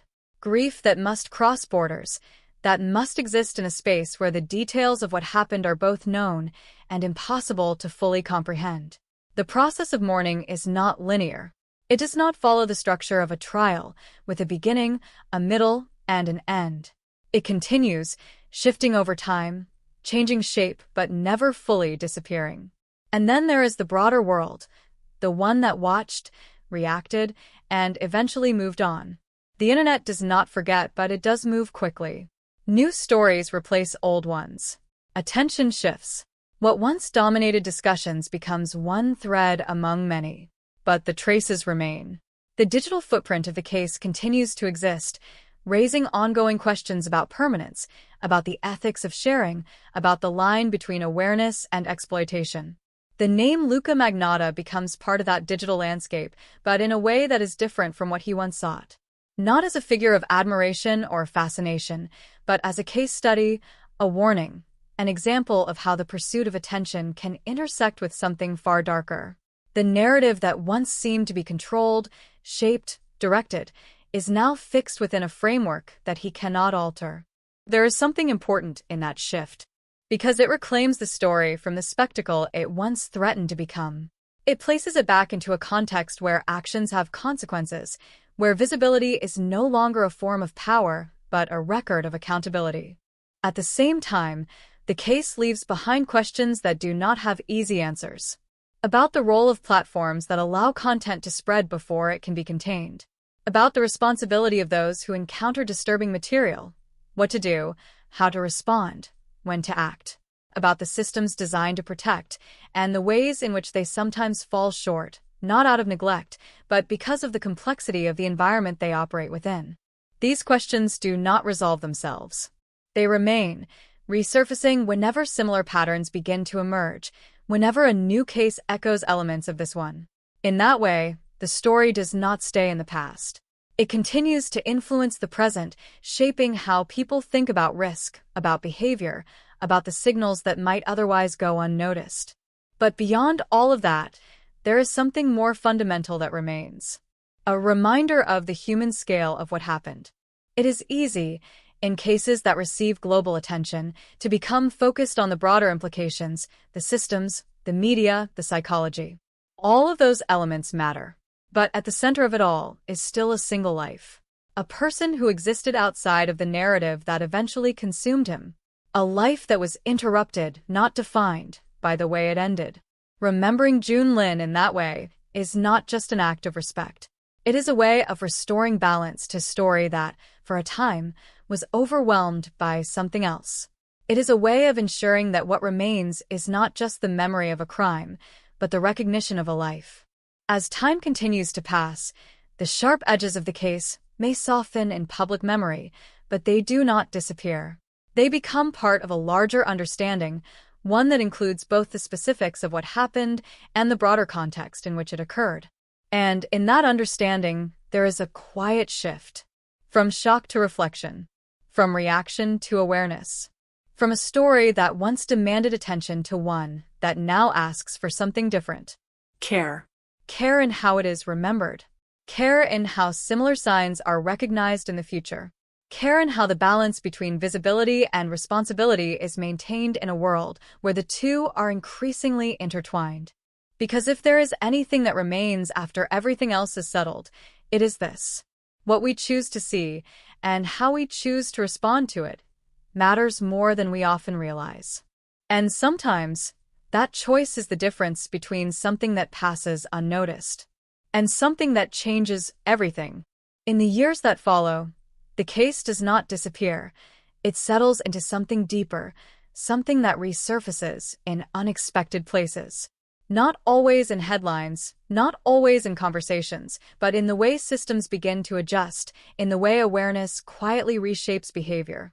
What happened becomes part of a larger memory, one that is carried not just by those directly affected, but by institutions, communities, and individuals who recognize that something fundamental was exposed. In Canada, the case begins to influence discussions that extend far beyond the courtroom. Law enforcement agencies revisit protocols, particularly those that intersect with digital evidence. The realization that a crime could unfold simultaneously in physical and online spaces forces a reassessment of how investigations are conducted. It is no longer enough to treat these domains separately. They overlap, interact, and in some cases, accelerate each other in ways that demand new approaches. There are meetings, reports, internal reviews. Not all of them are public, but their impact is real. Procedures evolve. Communication channels are refined. The goal is not just to respond more effectively in the future, but to recognize patterns earlier, to close the gaps that allowed warning signs to remain fragmented and unacted upon. At the same time, the role of the internet continues to be examined. Platforms that once functioned primarily as spaces for sharing begin to face increasing scrutiny. Questions arise about moderation, about responsibility, about the speed at which harmful content can spread compared to the speed at which it can be removed. There is no simple solution, no single policy that can address every scenario. But the conversation itself marks a shift from passive acceptance of how these systems operate to a more active questioning of their impact. Within that conversation, the case of Luca Magnotta is often referenced not as an isolated incident, but as an example of what can happen when visibility becomes detached from accountability. It is studied, analyzed, discussed in contexts that range from criminology to media ethics. Each perspective adds a layer of understanding, but none fully captures the entirety of what occurred. Because some aspects resist analysis. The human element, in particular, remains difficult to quantify. The motivations, the decisions, the progression from one action to the next, these are explored, but never fully resolved. There is always a gap between explanation and understanding, a space where questions remain even after all available information has been considered. For those who followed the case closely, there is a different kind of aftermath. A lingering awareness that does not fade easily. A tendency to notice details that might once have gone ignored. The way a story appears online, the way information spreads, the signals that suggest something is not quite right, these things take on new significance. It is not fear, exactly, but a heightened sensitivity to the patterns that once led to something far worse. And then there are those who encountered the case indirectly. People who came across it in fragments, who saw pieces of the story without fully engaging with it. For them, the impact is more diffuse, less defined. It becomes one of many examples that shape a general understanding of risk, of the darker possibilities that exist within everyday life. Even without direct involvement, the case contributes to a broader awareness that influences how people interpret what they see. But perhaps the most important shift occurs in how stories like this are told. There is a growing recognition that the way a case is presented matters, that focusing too heavily on the perpetrator risks amplifying the very attention that may have been sought, that the balance between informing the public and avoiding unnecessary sensationalism is delicate, but essential. In that context, the name June Lin takes on a different role, not just as part of the case, but as the center of it. Efforts are made, in various forms, to ensure that his life is not overshadowed by the circumstances of his death. To remember him not only as a victim, but as a person who existed beyond that label. It is a subtle shift, but a meaningful one. A way of restoring focus to what was lost, rather than what caused the loss. This approach does not erase the crime, nor does it diminish its impact. But it changes the emphasis. It moves the narrative away from spectacle and towards something more grounded, more respectful, more aligned with the reality of what is at stake. As time continues to move forward, the case becomes part of a larger pattern. One among many, but distinct in the way it unfolded, in the questions it raised, in the changes it prompted. It does not stand alone, but it remains significant, a point of reference that continues to inform how similar situations are understood. And yet, despite all the analysis, all the discussion, all the adjustments that follow, there is still something that cannot be fully accounted for. The unpredictability of human behavior. The way certain paths develop, the way certain decisions are made, the way individual actions can intersect with broader systems in ways that are difficult to anticipate. It is a reminder that no system, no matter how refined, can eliminate risk entirely. It can only reduce it, manage it, respond to it more effectively when it arises. In that sense, the legacy of the case is not one of resolution but of awareness. An ongoing process rather than a completed one. A set of lessons that must be revisited, reconsidered, adapted as the world continues to change. And within that process, the story remains. Not as something frozen in time, but as something that continues to resonate, to influence, to remind. That behind every system, every platform, every investigation, there are people. And that understanding that simple truth is where any meaningful response must begin. Years pass, but the story does not settle into something distant or abstract. Instead, it lingers in the way certain details refuse to fade, resurfacing at unexpected moments, when a similar headline appears, when a new case echoes familiar patterns, when a question once asked but never fully answered returns with quiet persistence. The case becomes less about a single timeline and more about a ripple effect, extending outward in ways that are not always immediately visible, but undeniably present. In Montreal, new students arrive each year, filling classrooms, walking the same streets, building lives that feel entirely separate from what came before. For many of them, the story exists only as something they may hear about in passing, a reference point mentioned briefly, then set aside as they focus on their own paths.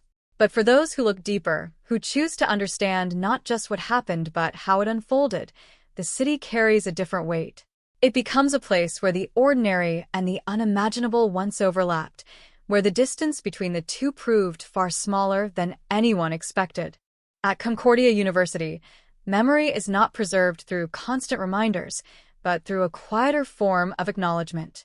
The absence of June Lin is not something that demands attention every day, but it exists in the background, in the understanding that every community carries both its visible and invisible histories.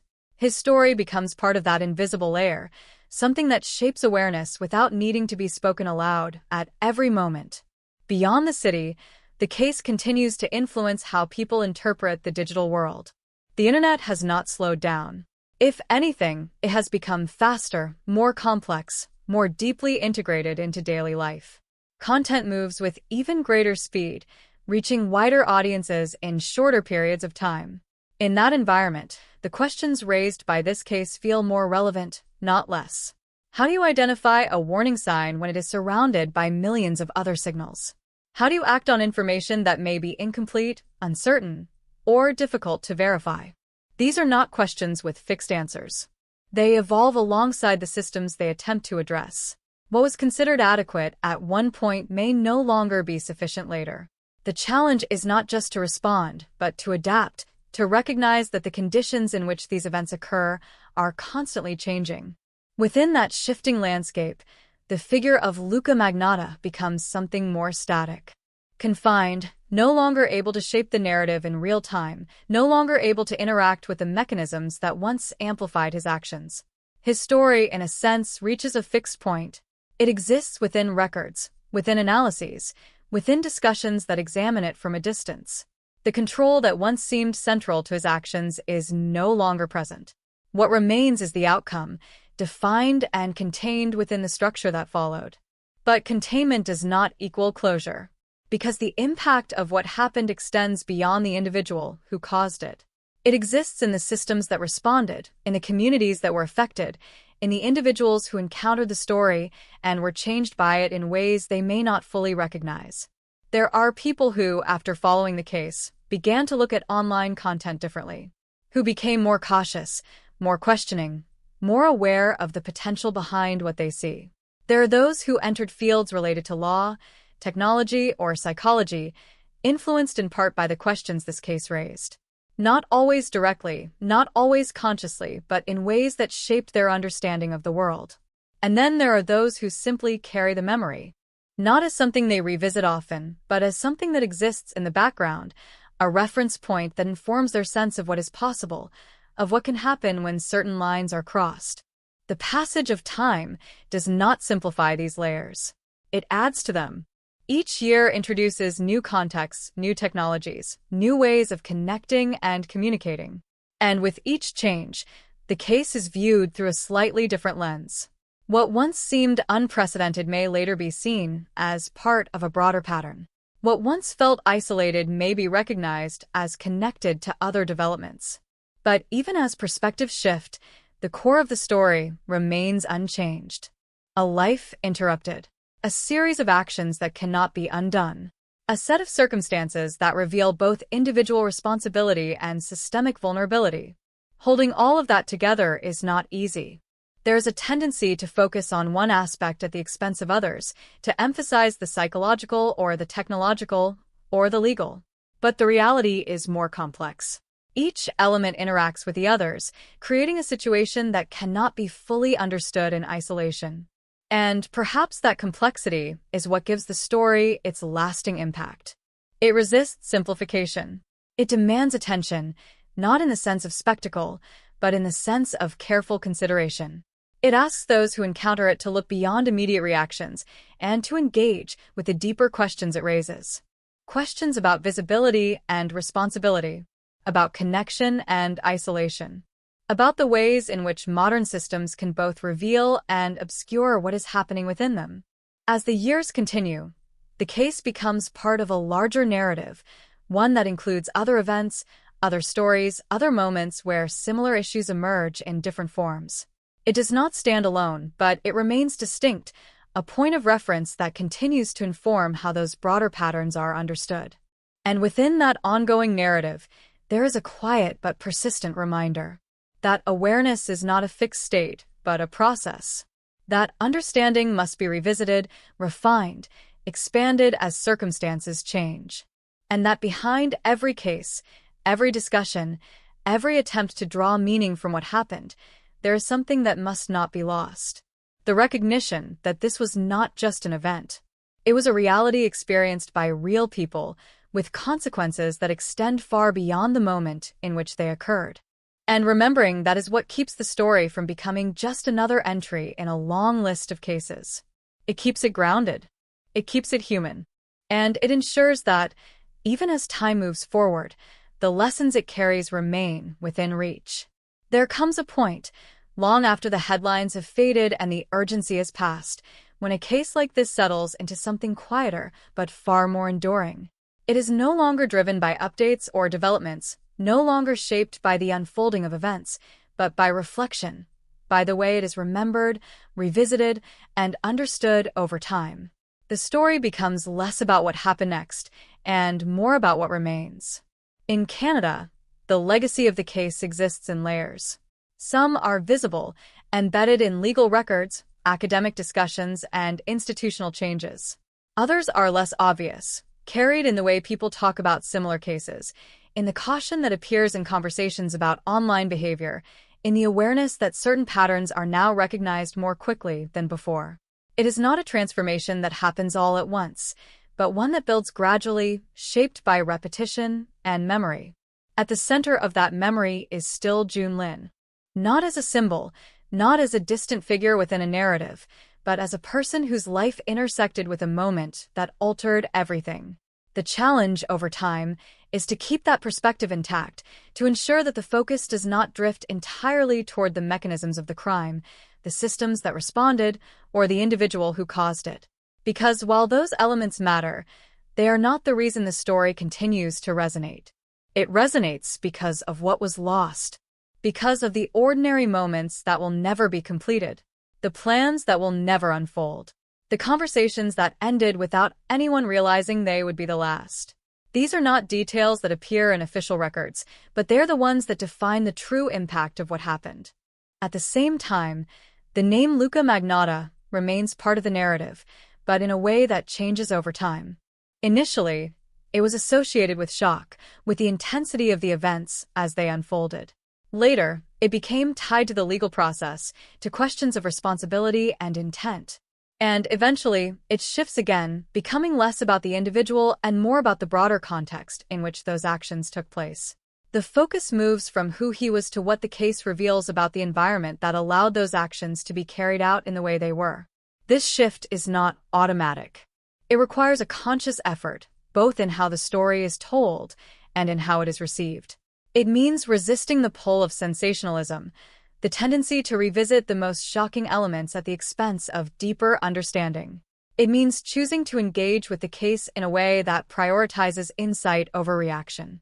In that sense, the story becomes a kind of lens, a way of examining larger questions about the world we live in, about the relationship between technology and behavior, about the ways in which attention can be directed, manipulated, or misunderstood, about the limits of existing systems to identify and respond to emerging threats. These questions do not belong solely to this case. They extend outward, connecting to other situations, other developments, other moments where similar dynamics appear in different forms. The case becomes one point within a broader pattern, one example among many that collectively shape how these issues are approached. But even as it becomes part of that larger context, it retains its own distinct weight. Because of the way it unfolded, because of the clarity with which it exposed certain vulnerabilities, because of the way it forced a confrontation with aspects of modern life that are often taken for granted.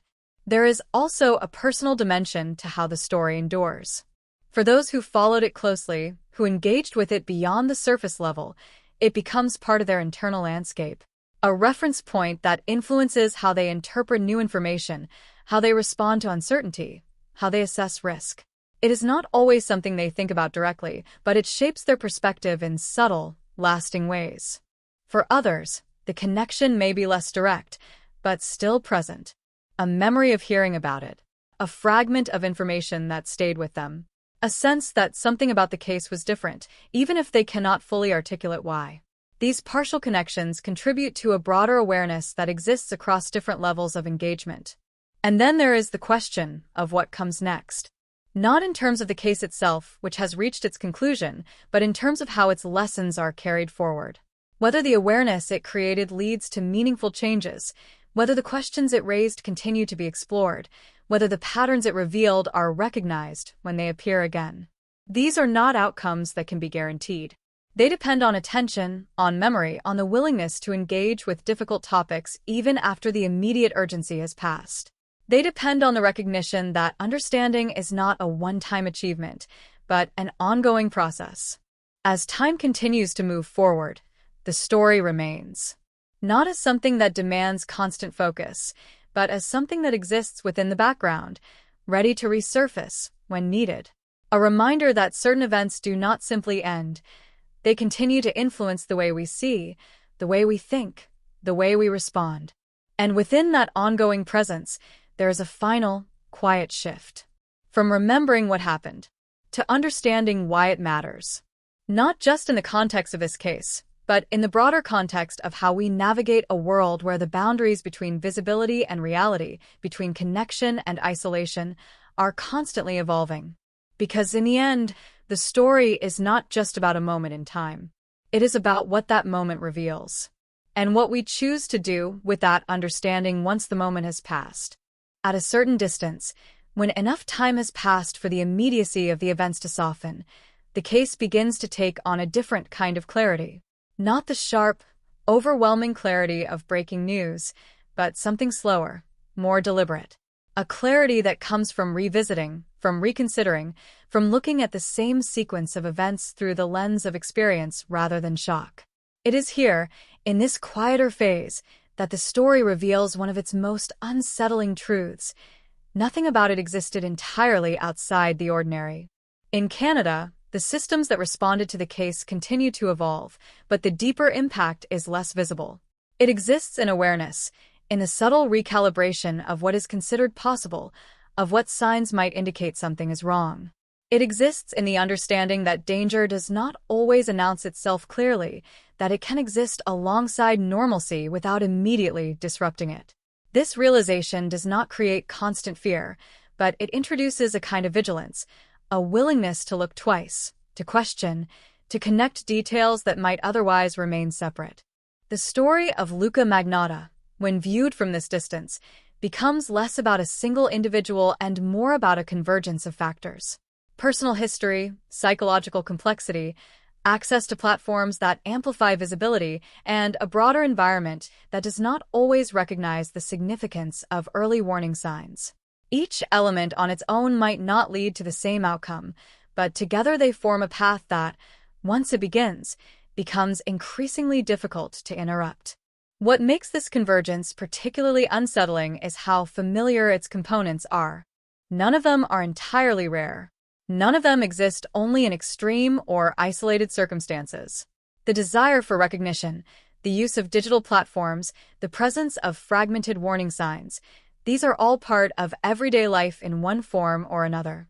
And it is precisely this familiarity that complicates the process of prevention. Because if the elements are common, then distinguishing between what is harmless and what is potentially dangerous becomes a matter of interpretation rather than certainty. At the same time, the memory of June Lin continues to anchor the story in something real and irreplaceable. Without that anchor, the case risks becoming abstract, reduced to a set of ideas, a collection of lessons, a point of reference in discussions that move further and further away from the human reality at its core. But his presence within the narrative, even in absence, prevents that shift from happening entirely. It reminds those who engage with the story that behind every analysis, every conclusion, there is a life that existed beyond the framework of the case. There is also a shift in how the story is shared. In the immediate aftermath, the focus was on information, on what happened, how it happened, who was involved. But over time, the emphasis begins to change. It becomes less about recounting the details and more about understanding their implications. The tone becomes more measured, more reflective, less driven by urgency, and more by the need for clarity. This shift is not universal. There are still moments when the more sensational aspects resurface, when attention gravitates toward the elements that are easiest to capture but hardest to contextualize. But alongside that, there is a growing recognition that how a story is told influences how it is understood. That repetition without reflection risks distorting the meaning of what occurred.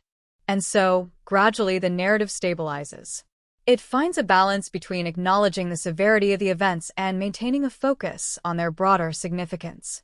It becomes something that can be engaged with thoughtfully, rather than something that simply provokes reaction. Within that stabilized narrative, certain themes remain constant. The role of visibility, the impact of technology, the challenge of recognizing patterns before they fully form. These themes do not belong exclusively to this case, but the case provides a clear and compelling example of how they can intersect. It serves as a reference point, a way of illustrating concepts that might otherwise remain abstract. But even as it serves that function, it retains its individuality. Because no two cases are identical, no two sets of circumstances align in exactly the same way.